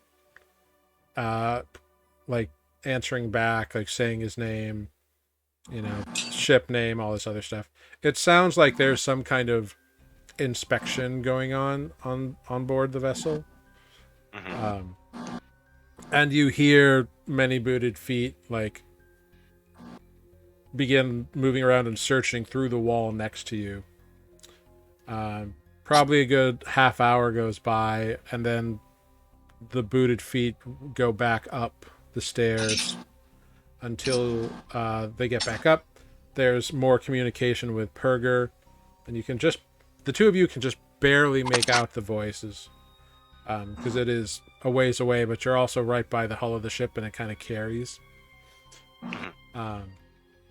But you do hear a voice say something along the lines of, "You're clear to dock." And you, Nereus, you hear the gangplank being raised up and like pulled away, like scraped across the ground and pulled away, and lines being let go, and then you feel the ship begin to move again. Maybe about an hour after that, you all hear and feel shouts going up and people calling for lines and various other things. It seems like you are about to dock somewhere. Well, I hope we're docking at the right place. Hope so. Hard to say from down here. Yeah. Yeah. Hopefully we passed inspection. Evidently. A while later, you hear many booted feet coming, and you hear the various crates and barrels out in front of you you hear people like shouting and yelling, "Bring the net down, open up the cover, open up the grate," and you hear what is the bustle of people unloading or loading cargo into a net, and the net being hoisted out of them, calling for the next whatever. Nereus, you recognize this kind of procedure as being the offloading of cargo. Mm-hmm. So you figure it'll be some time before you are out of here. Assuming it's probably going to wait until it gets dark. Yeah, a couple more hours go by, and you hear all these people begin to walk away. And then you hear Perger's voice through the wall. Cargo's unloaded. It's going to be an inspection. And after nightfall, we'll get you out. Sounds good. Fair enough. Don't speak. And you hear him walk away. Tuk, tuk, tuk. You hear about a few minutes later, more booted feet come down, and them walking around kind of lackadaisically. You hear Perger talking to one of them, just like, "Yeah, it's an empty hold. We'll spend a couple of days trying to get consignment to go back out, if anything exists like that this time."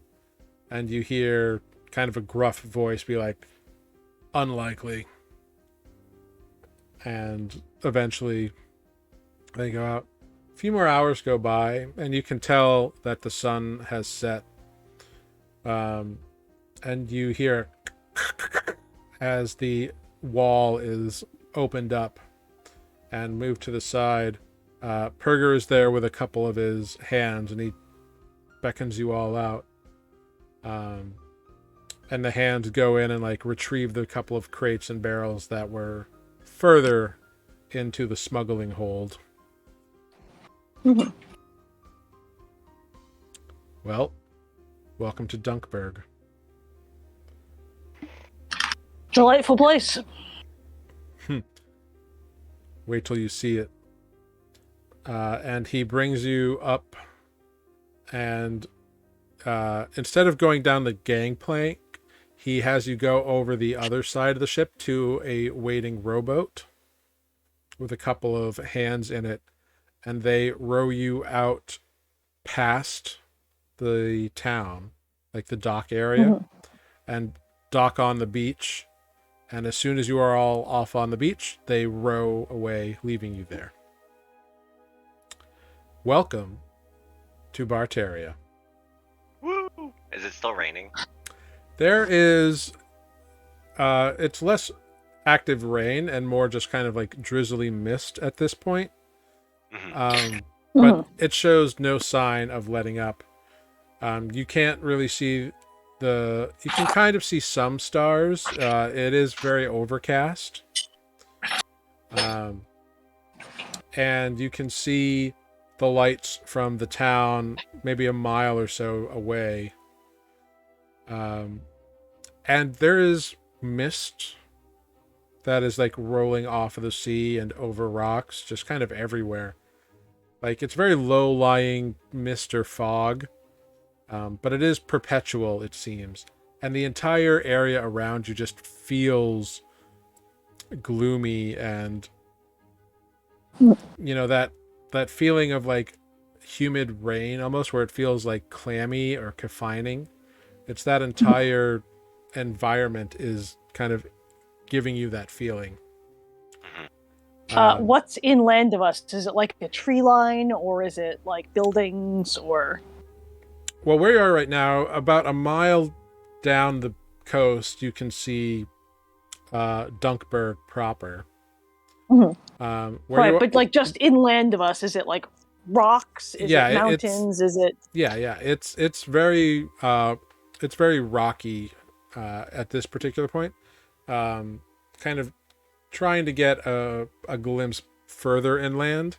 It seems like it becomes grassy. Like there's no big stretch of sandy beach here. But is there cover? There's trees and rocks and stuff. Yeah, if you wanted to like head that way. Should we camp out here for the night? It seems like, walking into town and looking for an inn might be not really in our best interest. I would be fine with going in the morning. Although I don't know how much brighter it's going to be.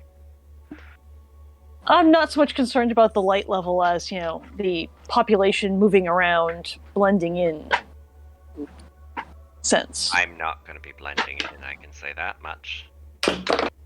No, but, there's the, bunch of strangers appearing in the middle of the night versus a bunch of strangers appearing in the middle of the day.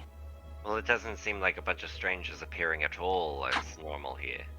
At least No, I don't think so either. But, in the near future, we need to find some place to spend the night.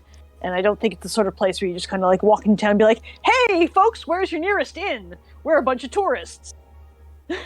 Fair enough. I'm just saying, it's morning or night. I don't think it'll make too much of a difference. At this point, you hear a wolf howl.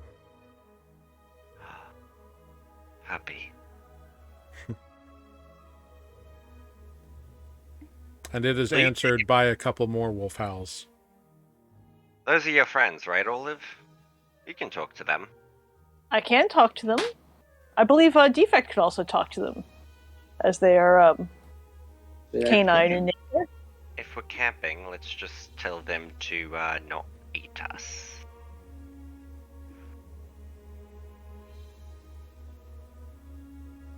do our invariably best. try to come to camp. Right. I mean, anyone have any better ideas? Not really. I mean, again, strolling in midday or evening, it's not going to. I don't think it's going to make that big of a difference.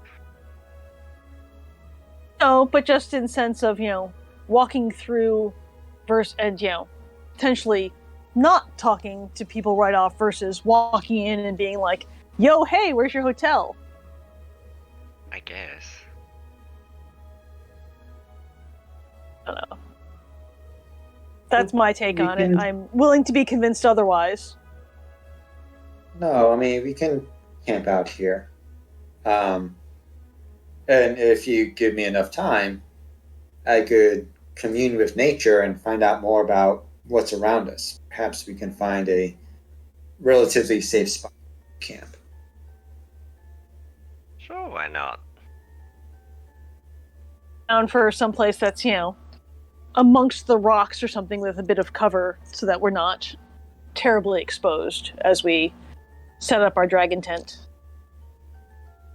Sure. Well, just give me 11 minutes to do my thing. And with that, Jared, can I cast Commune with Nature? Yeah, so you set up this ritual, spend some time casting it. Remind me what commune with nature does for you. Yeah, I'll throw it up on the screen here. So I become one with nature and gain knowledge of the surrounding territory. I think up to 3 miles. Cool. Let's see, I gain knowledge of up to 3 facts of my choice.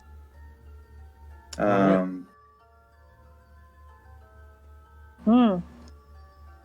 Let's see. Well, So we know where the nearby towns are. But we're just interested in prevalent animals and peoples. Yep. So definitely, yeah, animals I would like to know about. Okay. And peoples, I guess. Are they together? Animals and peoples are one fact or a separate fact? They are separate. Separate. So one animals, one peoples, and I guess terrain, so that we know a safe spot to camp. All right, cool. So you spend some time, and as you complete this ritual, your eyes begin to glow a very dull green. And you see in your mind, you begin everything around you begins rolling closer and closer into you. Like one of those shots where the clouds move in a movie. Except it's the terrain kind of coming in around you as you're learning about it. About a mile in one direction is the town, and you can't really tell what's going on over there. Right. But further out, you can see it is fairly desolate. There's some bits of fields that people seem to work or till. There's a couple of buildings, maybe farms, it's unclear. Around you immediately, this rocky shore, it's lined with a couple of deep ravines in places that go down for who knows how long. There's a seaside cave not too far away, about halfway towards the town. Can't tell quite how big it is. It goes at least a couple 100 feet. And seems like it would be narrow in most of those places, but potentially it's something. You can tell that there are a lot of people within the town, but you don't get much more than that. As far as animals, wildlife, you sense cows and chickens. You sense wolves and bats and birds, insects, all things that you would expect to sense as you extend your consciousness out and get all this information about the creatures who live here. You don't sense anything within range that is unnatural. But you're only getting, 3 miles. Right. Sure. Yeah, that's what you get. Okay. I relay all of this to the party. Should we check out that cave? That seems like it might be a protected place to spend an evening. I mean, if we're putting up a tent, I feel like that might be a little more difficult than a cave. Sure. I'm just thinking about, defensibility, and we're in a totally unknown place we've just been smuggled into. It's also a seaside cave, so it could flood. Fair. That would Fair. be my concern too, with the flooding. Fair. Fair. All right. Might as well just stay by the trees. All right. Yeah. Set up a watch. Watch out for wolves. Okay. Fair. Cool. Whoever's going to take the first watch, you set up the tent. Very easy to do. Whoever wants to take the first watch, go ahead and make a perception check. Yeah, I can go first. Sure. Take the second. Perception. Let's go. 14. Cool. Yeah, you are kind of checking out what's going on in the trees. You see, like maybe a couple owls, and like a swarm of bats flies by, like going after insects. Nothing too dangerous or crazy comes by. Okay. Well, if that's it, then after my watch ends, I'll wake up Olive. Okay. Oh, hey. Olive's not feeling particularly perceptive this evening. She's a little sleepy. What But do you you get? didn't fall asleep for your watch. That's good. She rolled a 7. Great. Yeah, it's a quiet night. It's got the drizzle has picked up a bit, and it's kind of annoying and uncomfortable. I'll put And up my hood. yeah, and that mist, that low fog that's kind of everywhere is just rising up, and kind of covering more and more stuff at the moment. That's it. I'm gonna nudge Nereus and be like, hey, it's getting grosser out here, but it's your turn. Alright. Go outside. How does the rain feel? It's not stinging, it's just kind of plopping, in terms of physical. In terms of like an emotional feel to it, it's just that same like tired, forced kind of feeling. I don't like it. I'm gonna do my rain bubble thing and just kind of keep that up. Cool. So the rain no longer falls on you, Nereus, but that kind of sense that you have about rain, it's still there. Damn it. Okay. Yep. Go ahead and make a perception check. No. I'm gonna re-roll that one. Not that that's much better. 11. Cool. With an 11, nothing comes by, nothing bothers you, no like wolves come and like eat your friends. It's just quiet and kind of foreboding, and you get this sense of like, it's weird. It's like there's a sense that there's something, but there's nothing around. Mm-hmm. And Can I do an Arcana check on the rain? Absolutely. Or would that be like a nature check? Either one. Damn, I'm You'll get different results potentially. Fucking hell, no. Re-rolling. That's even worse. 9. 9 Arcana. Yeah.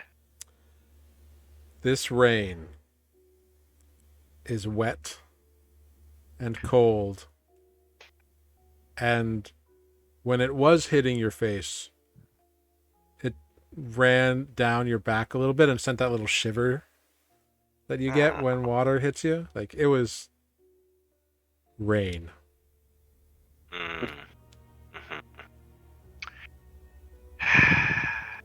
All right. I'll go inside the tent at the end of my watch and wake up Paduke. Okay. Paduk gets up and, all right, I'll go out there and take a look around. The rain bubble Mm-hmm. stays up indefinitely until I cancel it. Okay. It's not concentration or anything. Cool. And you can leave it somewhere not around yourself? No, it's always centered on me. So Okay. it's a 20-foot radius. Okay, cool. Cool. All right. So what does Paduk roll for his perception check? 17. Okay. The sun begins to rise. Paduk wakes you all up. Everything seemed okay. A couple of wolves walked by and looked at the tent, but they didn't bother anything. So it's like, oh, well, just go about your business, and they kind of ran off. That's good. How far did we say we were from town? Like a mile? Yeah, it's about a mile. All right, so what are we doing, guys? Are we just looking for our new best friend Bodo, or are we? What else do we have to do here? I also need to get a big book that's currently in the possession from the Count. Do we know where to find said Count? He's the Count Van Mortiz of Dunkburg. So he's in this town. Yes. So I just have to get that book. And then that's one of two things done for Captain Yarrow. So, shall we venture into town then? Sure. Let me just make some breakfast. Let's do it. Sure. I'm gonna make a nice little stew for breakfast. All right. How delightful. You make up your stew as the sun rises, which the sun is not rising in the sense that it is, oh, it's a bright sunny day. It is, in fact, overcast, a little drizzly. The landscape is predominantly gray and soggy, for lack of a better word. Yeah, it is not ideal or an idyllic setting, at least for most people. Spoot's actually quite comfortable in the perpetual wet. I will hand around another set of good berries because, well, I can. Okay. All right, I'm prepared to locate Bodo, who I've at least seen before. I don't know that I can locate this Count person. I'm sure we can ask around where Count lives. Yeah, that seems like it might be a thing. And I'm sure Bodo might be trying to snuggle up to said power in the town. Very possible. Nonetheless, I'm prepared to locate Bodo, at the very least, as he might be trying to fly under the radar if he's, Yeah, I mean, from what being you all told me, Bodo. he seems to be one that flies under the radar, quite like myself. A little bit, but he's one of those people that kind of pops up unexpectedly, and it would be nice if we found him before he, popped up and tried to singe us. Fair enough.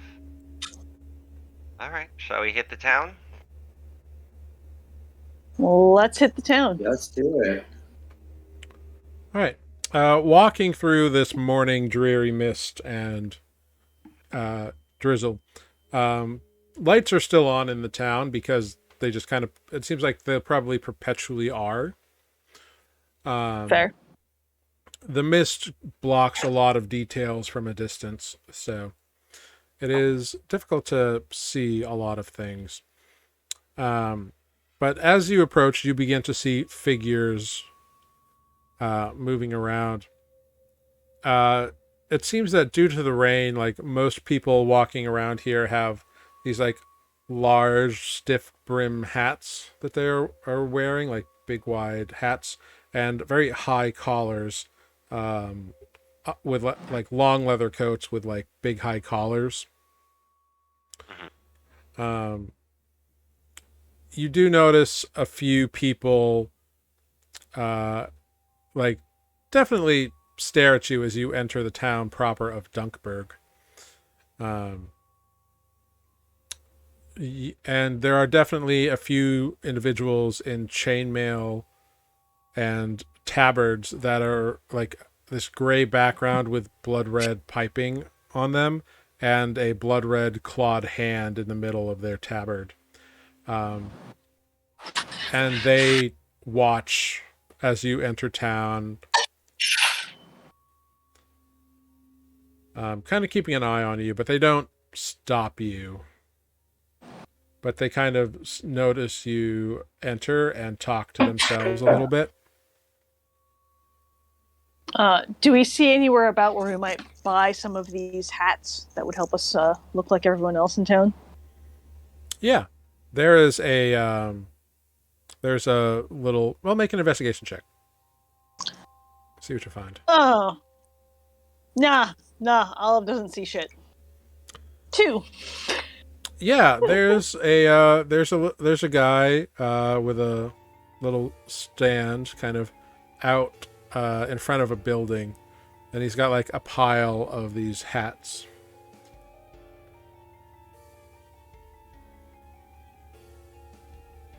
Is anyone else talking to him, or is he just like is he doing business, or is he like by himself? He's sitting there like kind of chatting amiably to this like larger woman who is like standing under the canopy, but not in front of the stall, kind of next to him. She's kind of looking down at him, and he's talking to her. Olive's gonna, kind of settle up and be like, "Hey, forgot my hat. How much are they?" These hats are very well made, given how useful they are and everything. 2 silver will buy you a hat.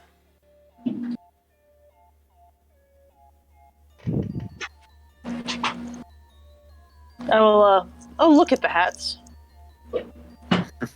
Okay. They are there. Do they appear to be... Make an investigation check. Oh, jeez. Hey, 13. So the hats appear to be of sturdy construction.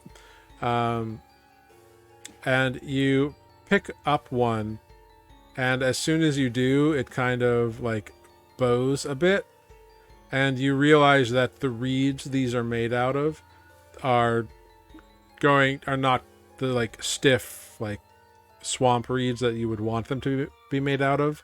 They are like pond reeds, so they are soft and willowy. I don't know, this looks awfully soft. I'll give you 1 silver for it. Okay. Done. Alright, I will buy a hat and put it on my head.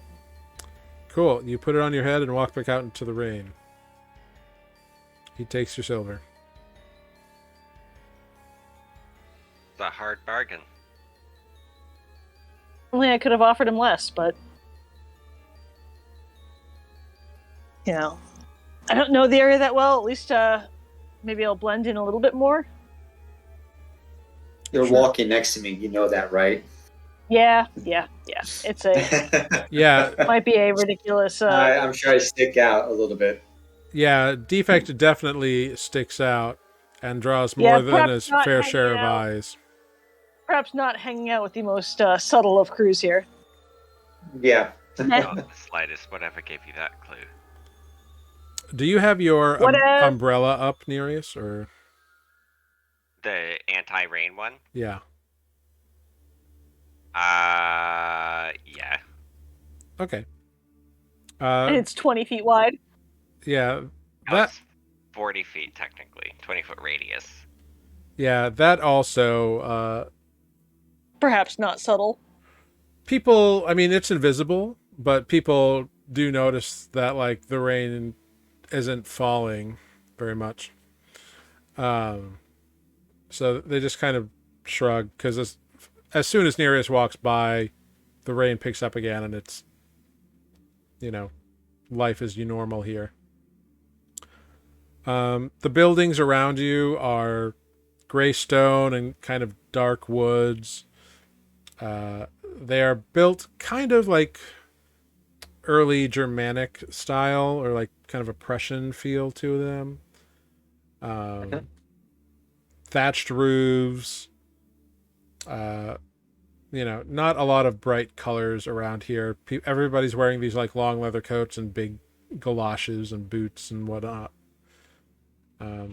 Except for there are groups of these individuals in chainmail who are seemingly just patrolling the streets. What would you like to do now that you are here in Dunkburg? I would.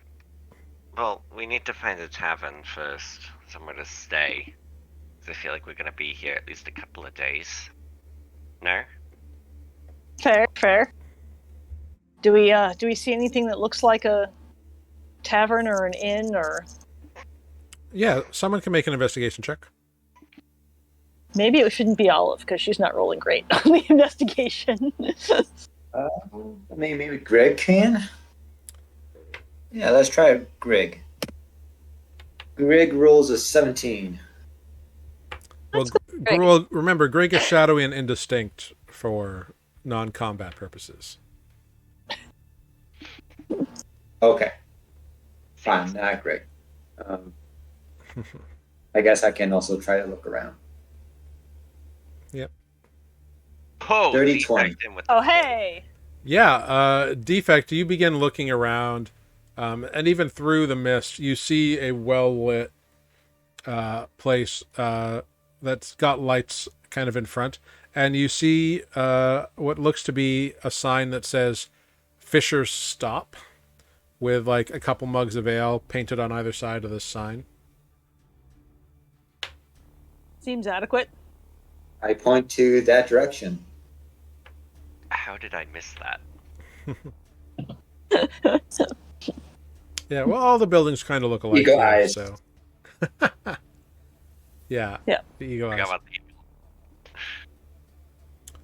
eyes. about the So you enter this place called called Fisher's Stop, and inside it is surprisingly like a warm kind of feel. Like it's warm firelight. It's warmer in here than it is outside. Like there's no chill in the air here.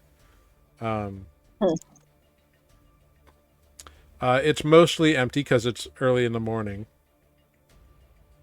But behind the bar is a human woman with like a long single plate of hair, like black hair that's just kind of and like gone to gray in some places.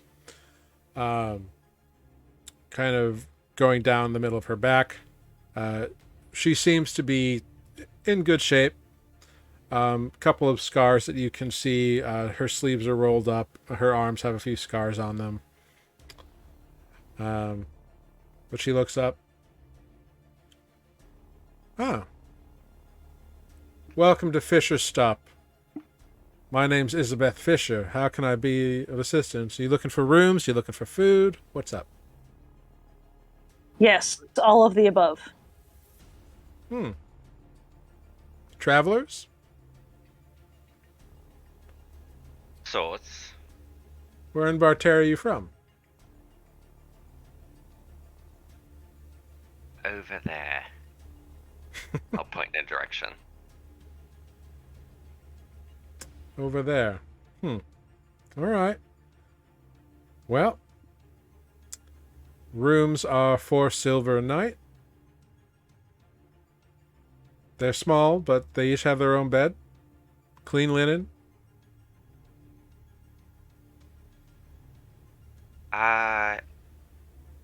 Perfect. I'll give her a gold for 5 days. Just in case. I don't know how long we're gonna be here. Fair enough. Like a man who prepays for what he wants. I do my best. What, the rest of you pay for a room? Yes. What did you say it was? Yes. 2 silver a night? 4. 4 silver a night. Yep.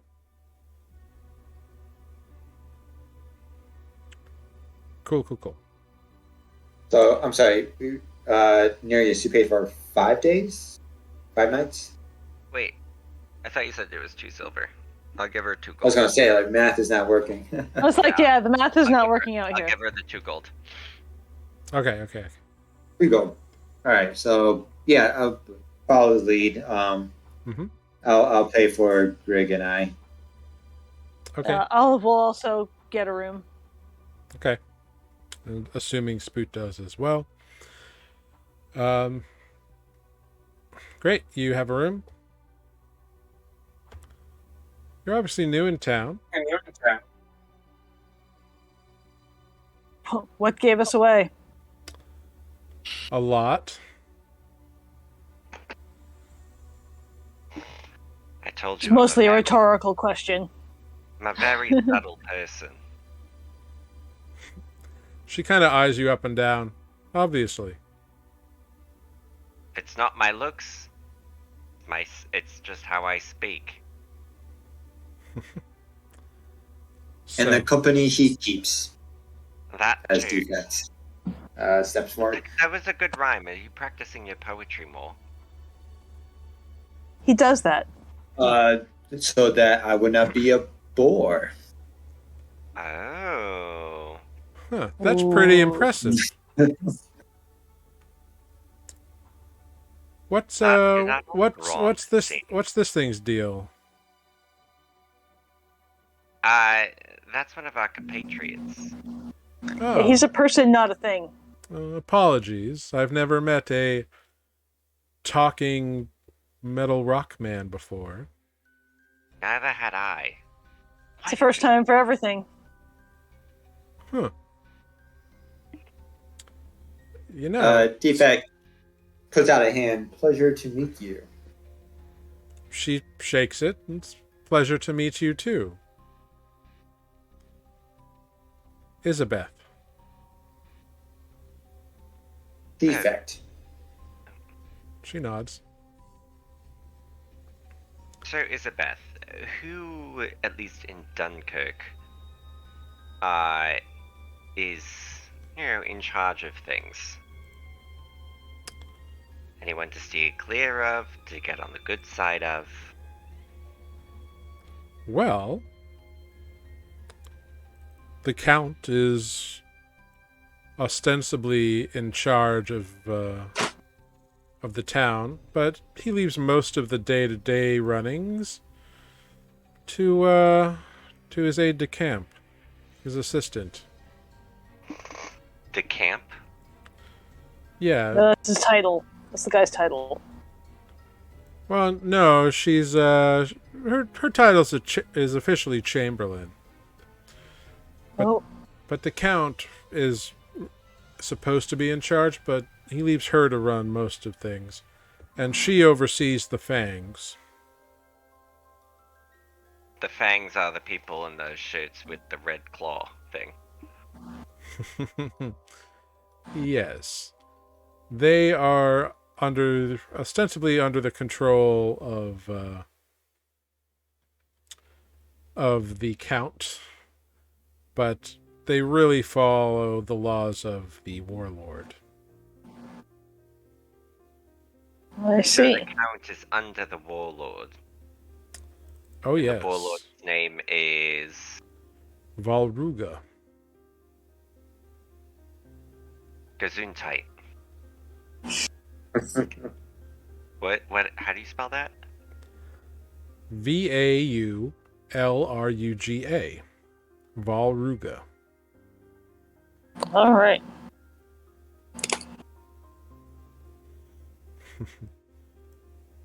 You don't. You're obviously not from here. No crime in that. Just keep a low profile if you can. Have you met us? Fang's take an interest in out-of-towners. It seems that way when nobody's technically allowed to be from out of town. Some people are. It depends. Usually they need permission, or perhaps you were all just shipwrecked and ended up here by accident. That's completely Oopsie. what happened. Oh, I thought so. Well, welcome to Barterria.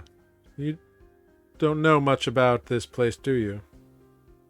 No, but we do have a friend that we've heard might be in the town. Really?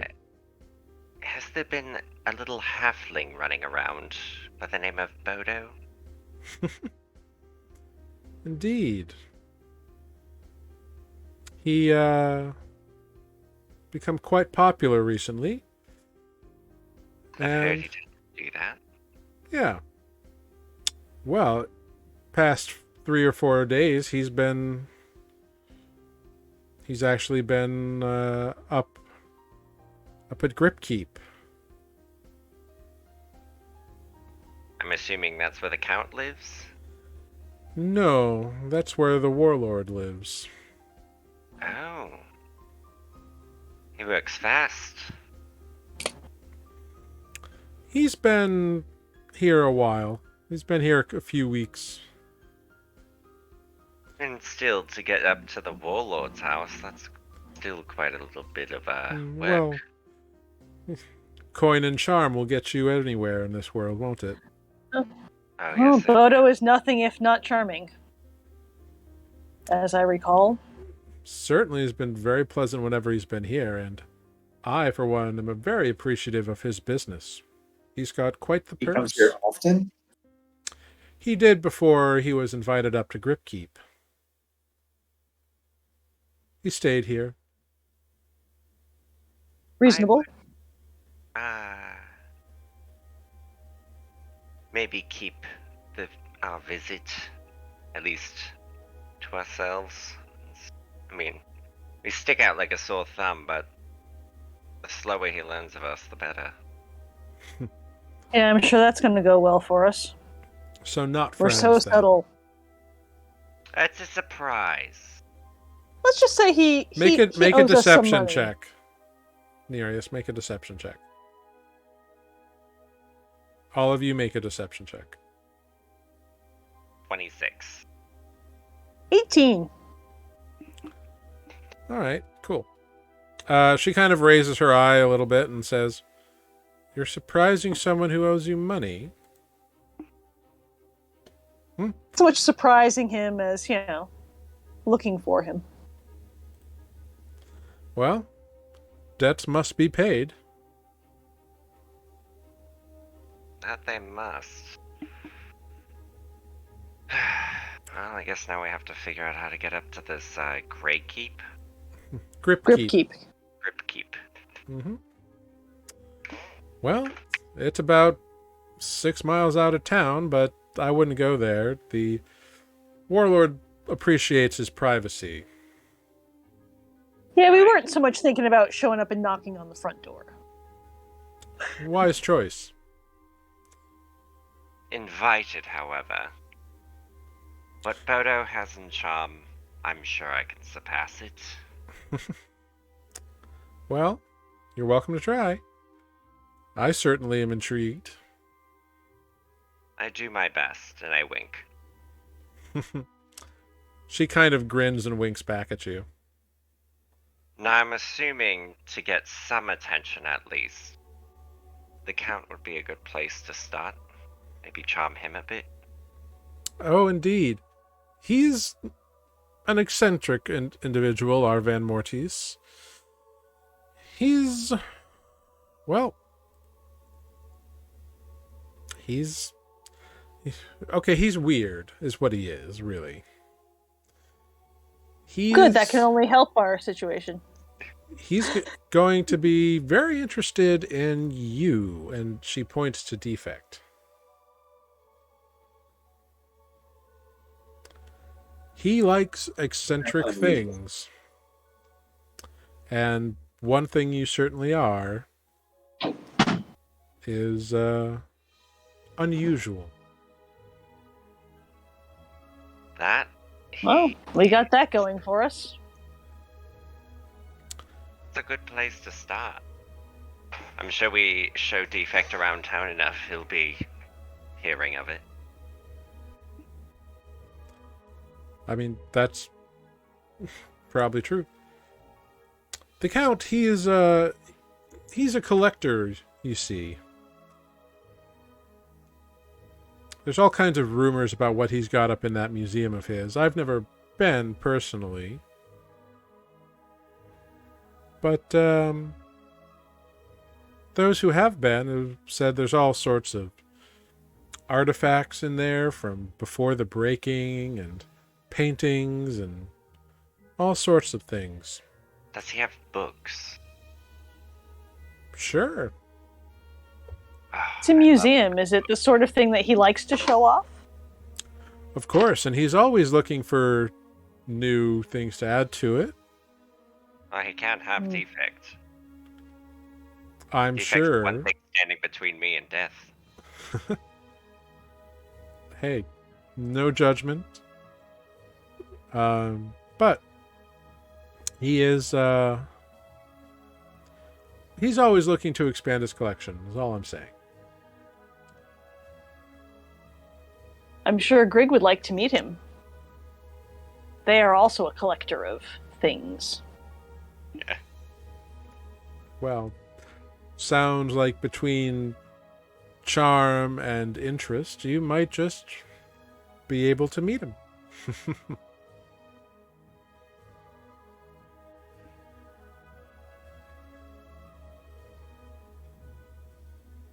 Well, is there a good place to start, at least meeting people?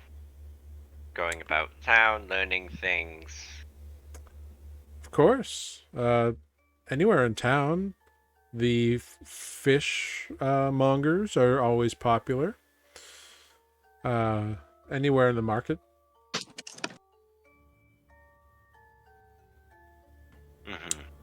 Just be mindful not to cause trouble.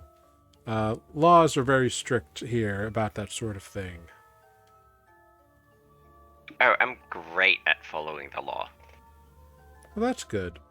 The Fangs are not particularly lenient. The Warlord's will is exacting. Fair, fair. I mean, if the ruler's a warlord, I don't necessarily expect them to be overly merciful. Well, Are there any, he did unite all of Barterria. We were fighting other towns constantly before he took over. I fought in a few skirmishes myself in my youth. But now... Youth? Hey. You don't look a day over 25. Oh, you are trying to get somewhere. Oh, what could you possibly mean?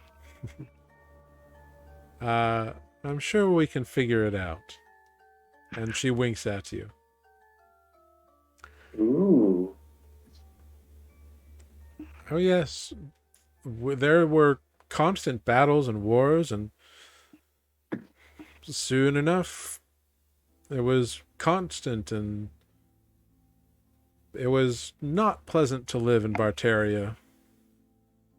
And then 15 years ago, the warlord started conquering it all, and within a year had all of the islands of Barterria under his sway through lieutenants loyal to him, and it is safer now than it has been for as long as I can remember and recall. So, it's not so bad. Seems like You just follow the laws, pay your taxes, and everything's fine. Are there any particularly new and unusual laws that he instituted 15 years ago that we might want to be concerned about? Not really. It's all fairly commonplace. Just the standard, don't cause problems. Don't cause fights in public spaces. Don't steal. Don't kill. Don't impersonate I think an we officer. can handle that. Yeah. I think we can probably handle that. Oh, good. Then you should be fine. Thank you. Let me see. That is, the quick rundown of Barterria's current state of politics. The warlord's at the top. Various other lieutenants or counts and whatnot are in the middle, and then there's the Fangs, and then there's all of us. We appreciate the information while we seek, passage after our shipwreck back to Of course. Getting back to the mainland could take you Finland. days. Getting a proper berth. It's true. Although I believe a ship did come in last night or yesterday, but they might be leaving quite soon. Ah, good to know. Good to know. Now, where exactly is the Count's house? Which direction? It's on the east side of town, actually. I'm assuming if he's a bit eccentric, his house is also looking a bit eccentric. Oh, it's a fairly normal manor estate, really. However, the museum next to it is also fairly simple two-story stone building. But it's the inside that is interesting, from what I'm told. I've never been to either the museum, and certainly not to the Count's estate. Mm-hmm. Well, maybe we Sure, can shall we? with the Count's estate and the museum. Shall we go check out this museum then?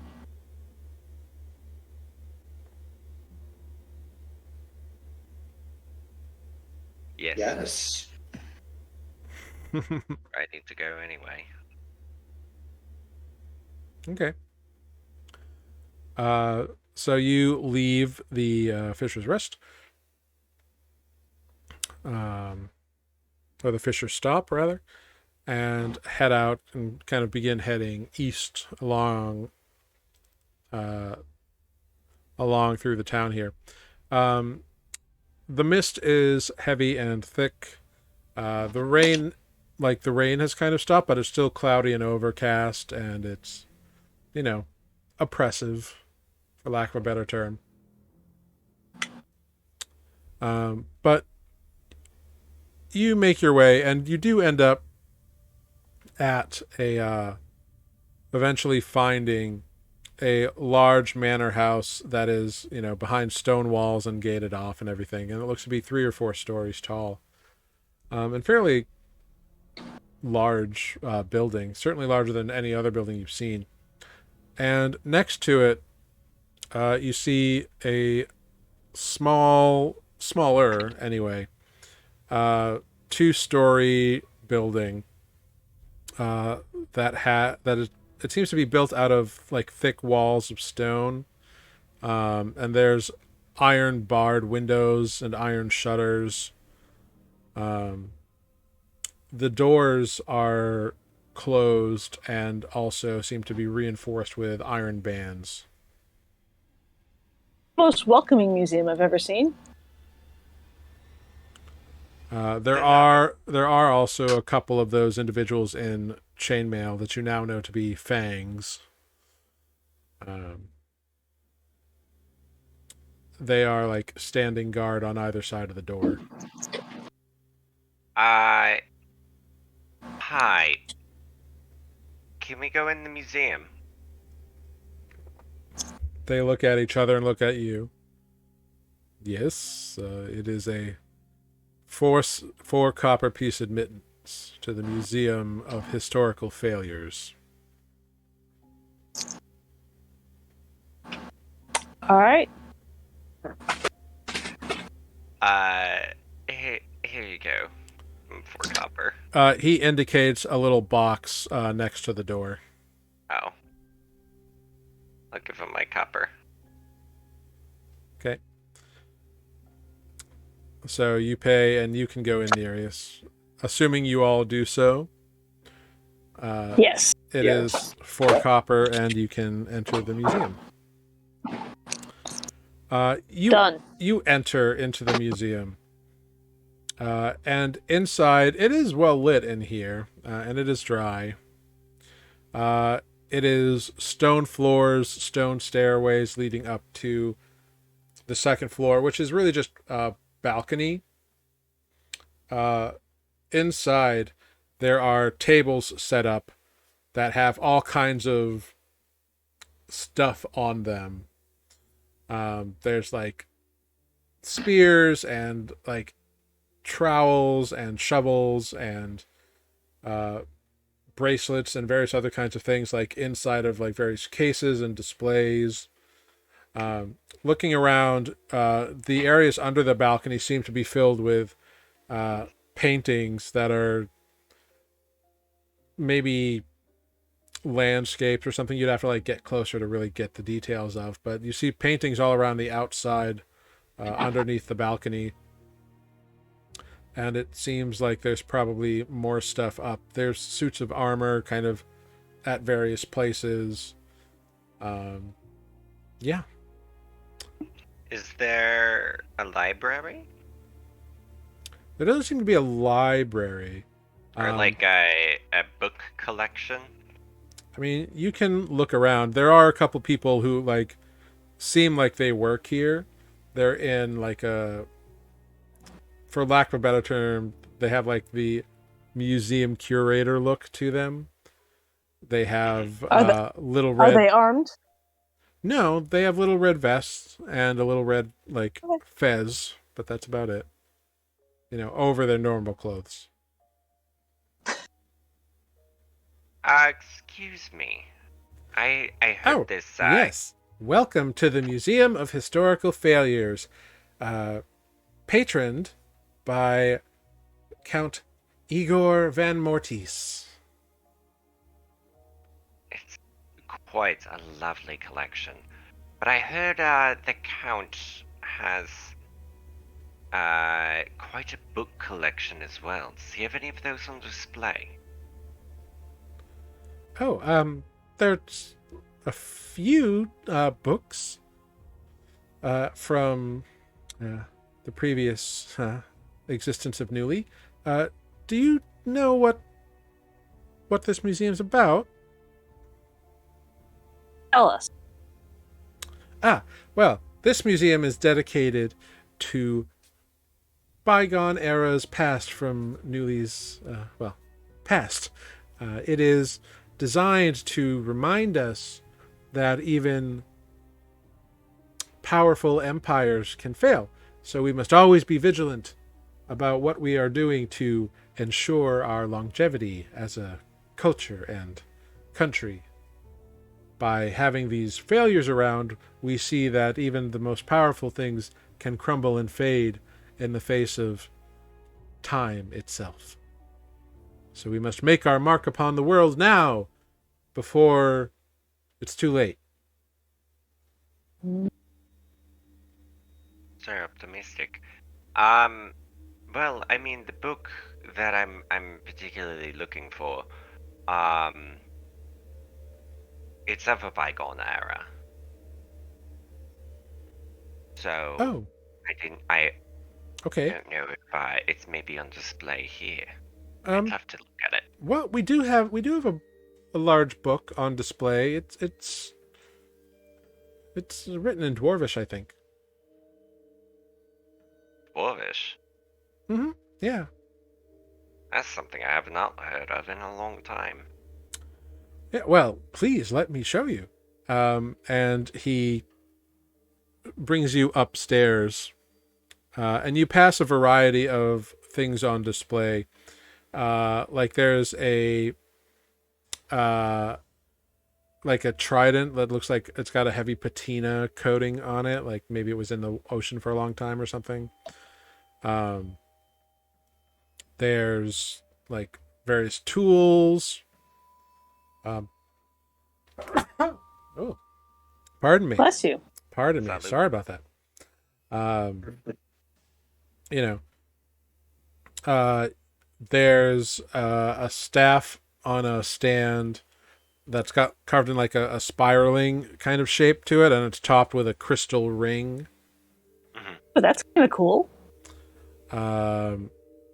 There's a bow on display in one of the cases that's intricately carved with like ivy leaves on it. And it claims to be, you get a quick glance at the sign, and it claims to be an elven bow from the city of Tirithal. Huh. Yeah. Steal that for Adis. There's another weapon in that, right under it. It's a scimitar that's got a fox on the pommel, like a fox engraving. That's also labeled as an elvish weapon.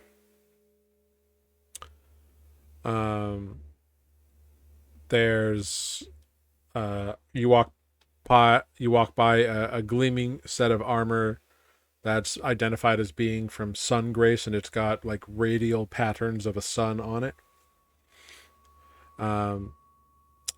And as you walk by again another display case, you see this like strange device.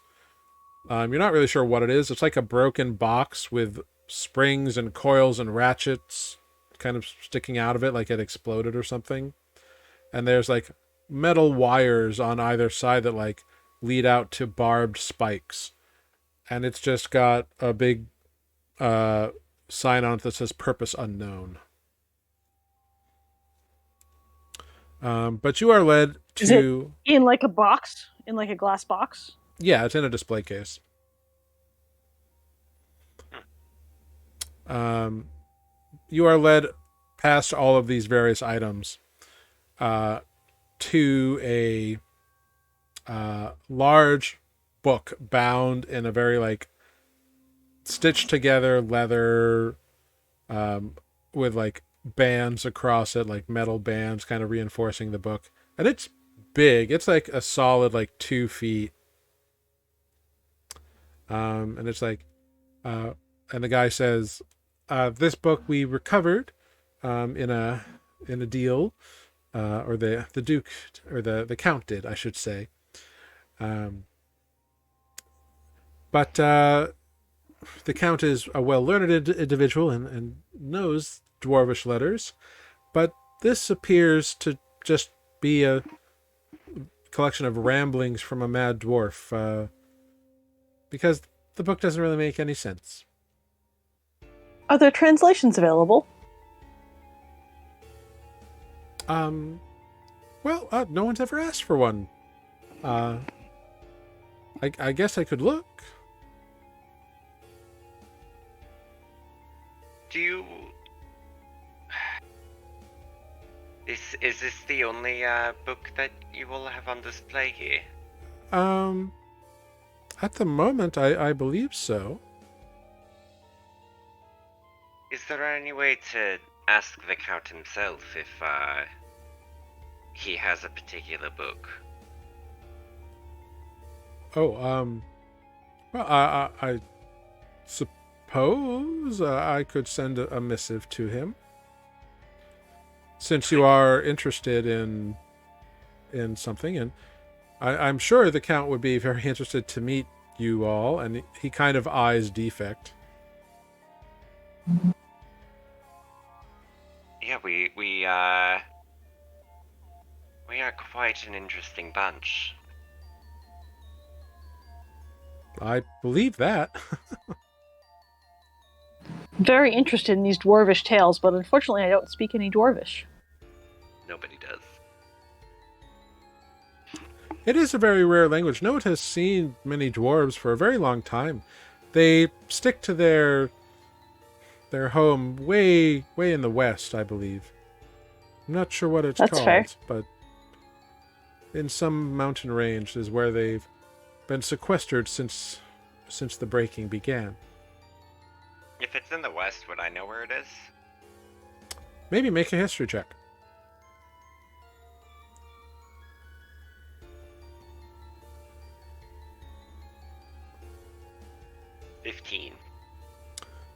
With a 15, you know that...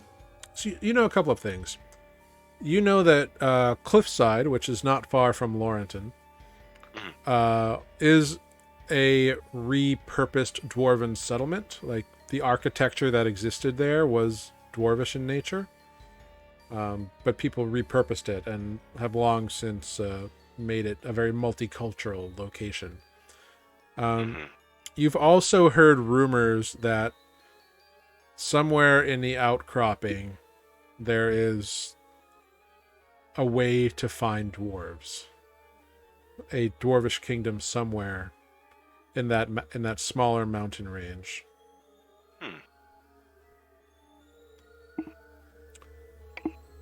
Out near the Western Jaws. I've heard stories about where they possibly might be, but just stories. I don't think anybody's seen a dwarf, even in Laurenton. Yes, from all reports, they have not they've not ventured back out. There are rumors that perhaps the dwarves did not survive the breaking at all.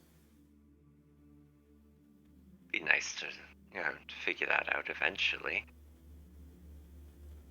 Maybe they just don't know it's over.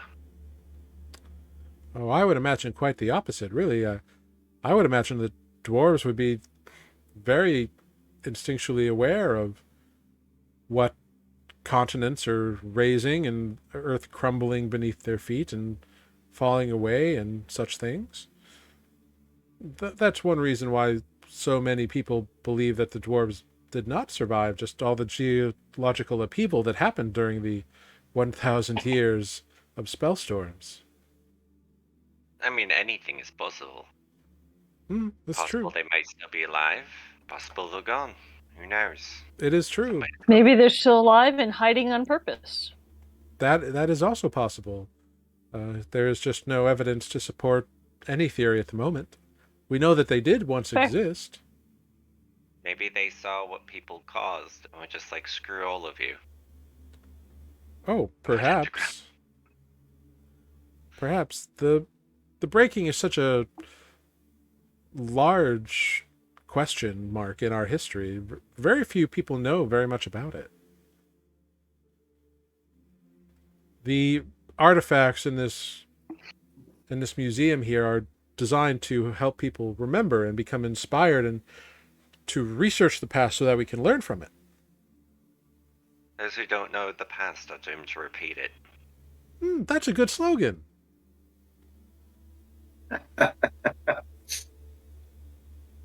Just came up with it off the top of my head. Well, it's very well done. Appreciate that. But, would you be able to get a missive to the, Count today? Or... Oh, I suppose I could. Yes. Well, would you like to finish the tour? Of course. Ah, wonderful. So he brings you along. You throughout the various balconies and stuff, you see a few other things. You see a wooden idol of a wolf that claims to be from some place called Lycos. There is a medallion of a golden sun, which is from an empire called Sungrace. He points out a silver wand from an Ibanese mage that is sitting in a glass case. A pair of emerald earrings from Stonelow, which he claims was a dwarvish kingdom at the time in the pre-breaking era. So that's what I was stealing, earrings. There is another book actually that he shows you. It's more of a journal that is written in Elvish from an ambassador from the Verdentious Causeway to a city called Obskel. Where's Obskel? It doesn't exist anymore. Where was it supposed to be? Obskel was supposedly in the north. Yeah. Somewhere. Interesting. And then there is a stone bust that he shows off that he's very proud of, which is denoted as being a bust of Empress Polara the Ninth of Sungrace. The thing about this bust is like half of the head is missing. So it's So it's busted? It's a busted bust. He then walks you through the art exhibit on the bottom floor, the various paintings, which he says these are representations of what we have gleaned these landscapes and empires and various cities to have looked like based upon research and telling to very talented local artists. So they're pretty much reproductions of an artist's interpretations of historical documents. So make some polite noises at him. Mm-hmm. Yeah. Yeah, Deepak will spend some time staring at these paintings. He's intrigued by this artwork. He's looking for ducks. Yeah. There is there is one that shows like a gleaming city of like gold and silver spires, very like intricate, like interwoven towers. It is very awe-inspiring, and there's a little note that says interpretation of capital of Sungrace underneath the painting. There's one that shows like essentially a treetop city, like a city in the trees that has bridges between it and people swinging on vines between them.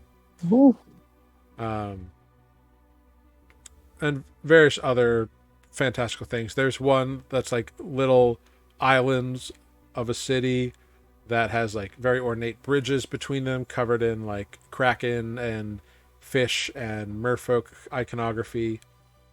All this kind of stuff throughout here, and he's got a story for every one of them. But he shows you around, and it takes a couple hours to go through the entire museum as he's explaining all of the things and what they do. But at the end, thank you for patronizing the museum.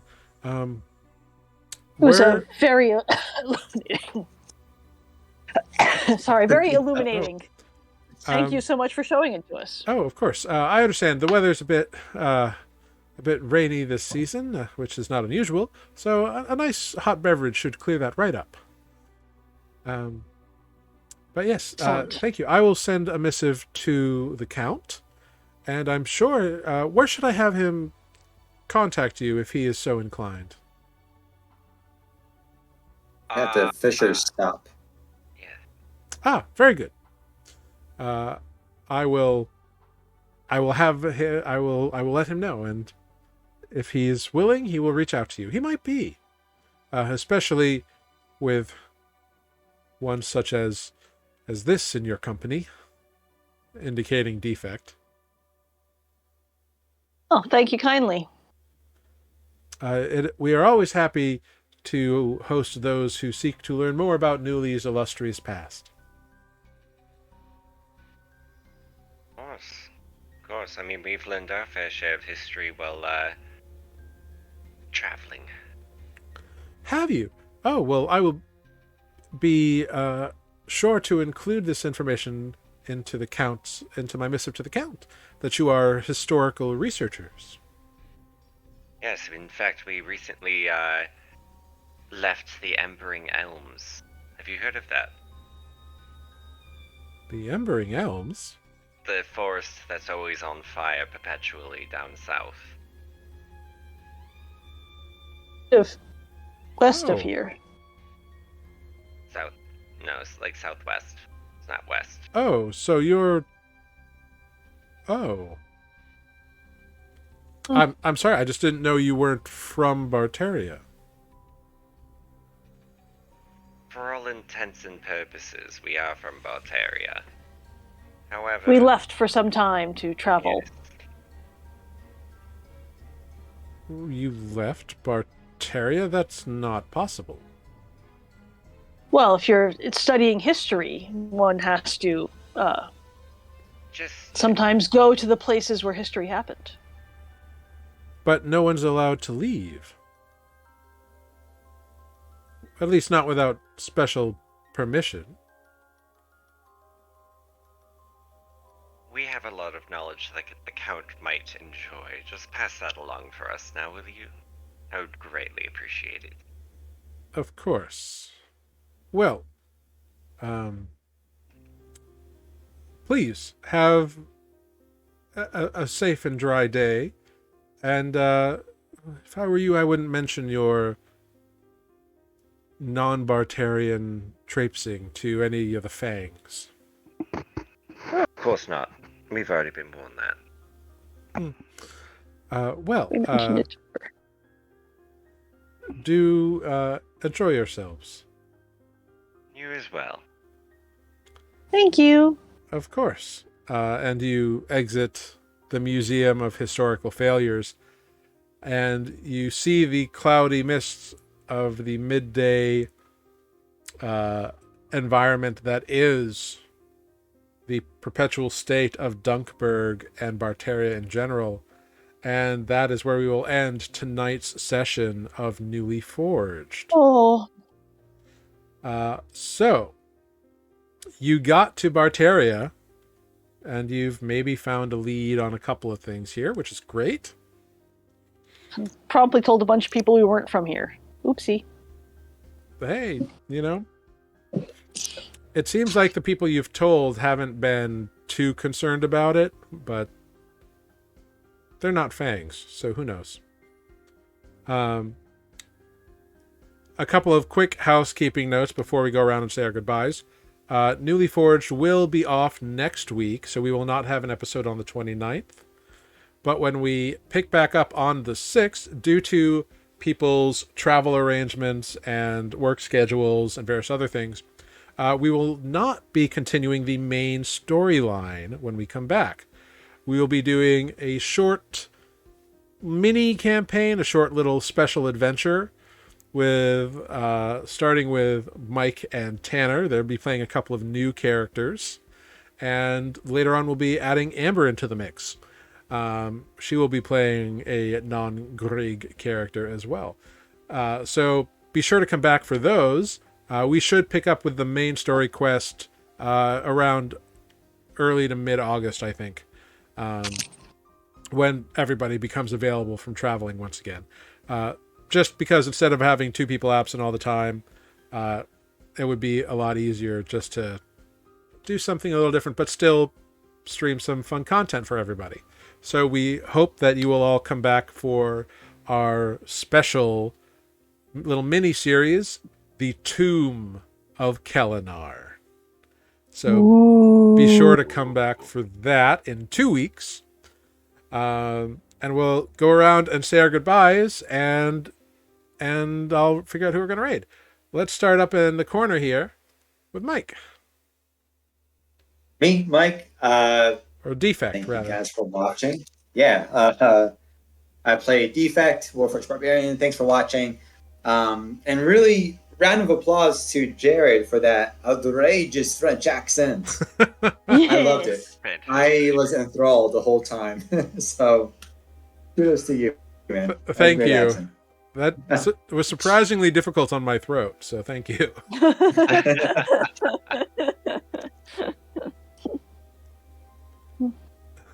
Moving on down to Olive. Hey, I'm Sarah. I've been Olive. We're Nuuli Forged. We're on all kinds of social media, Instagram and Facebook and Twitter and YouTube. And that might be it, because apparently I'm slacking off and I've forgotten how to do this. Anyway, have a fabulous summer. Watch these lovely people on their short quest, and we'll see you soon. Thanks for watching. Okay, bye. Great. And hopping right along to Tanner down there. Thanks for watching, guys. I am looking forward to using one of my many backup characters for this mini campaign. Oh my. I have like almost 90. You serious, man? Yeah, because I'll just be like doing random stuff and then get hit with an inspiration for a character concept, and I'll just go into D&D Beyond and make one. There you And go. then I just like jot Holy down crap. like base of like what I would like them to be, and then like if I ever use them, depending on the world or setting, then I go in and do like the full background story. But yeah, I have a Fantastic. problem. Hey, Yeah, too many there's a lot not worse enough problems to campaign. have, buddy. It's dicing characters. Yeah, those are two good things to have. And I am Jared. I've been your humble dungeon master here. We're gonna raid Keurig the Orc because they are always fun. Yay, you can Carrick, we love find you. you can find Matt and I doing our podcast, Mid-Level Adventurers, wherever you get your podcasts. Feel free to check that out. You can catch all of us on our YouTube channel. Make sure to like, follow, and subscribe if you're on the YouTube channel. If we get 100 subscribers, we get the vanity URL, Nuuli Forged. So give us a follow or subscribe on YouTube, and that will help us out a lot. Cool. That's it. We'll see you in 2 weeks for the Tomb of Kelenar, which will be fun and exciting. Who knows what it involves? I do. Nobody else does. But yeah, thank you, I've Got It, for being a wonderful moderator and a big fan. And we love your work. You're great. Thank you so much. Goodbye, everyone. We'll see you in 2 weeks. Happy Pride. Bye, gay. Bye, gay. Bye, gay. Bye. Bye.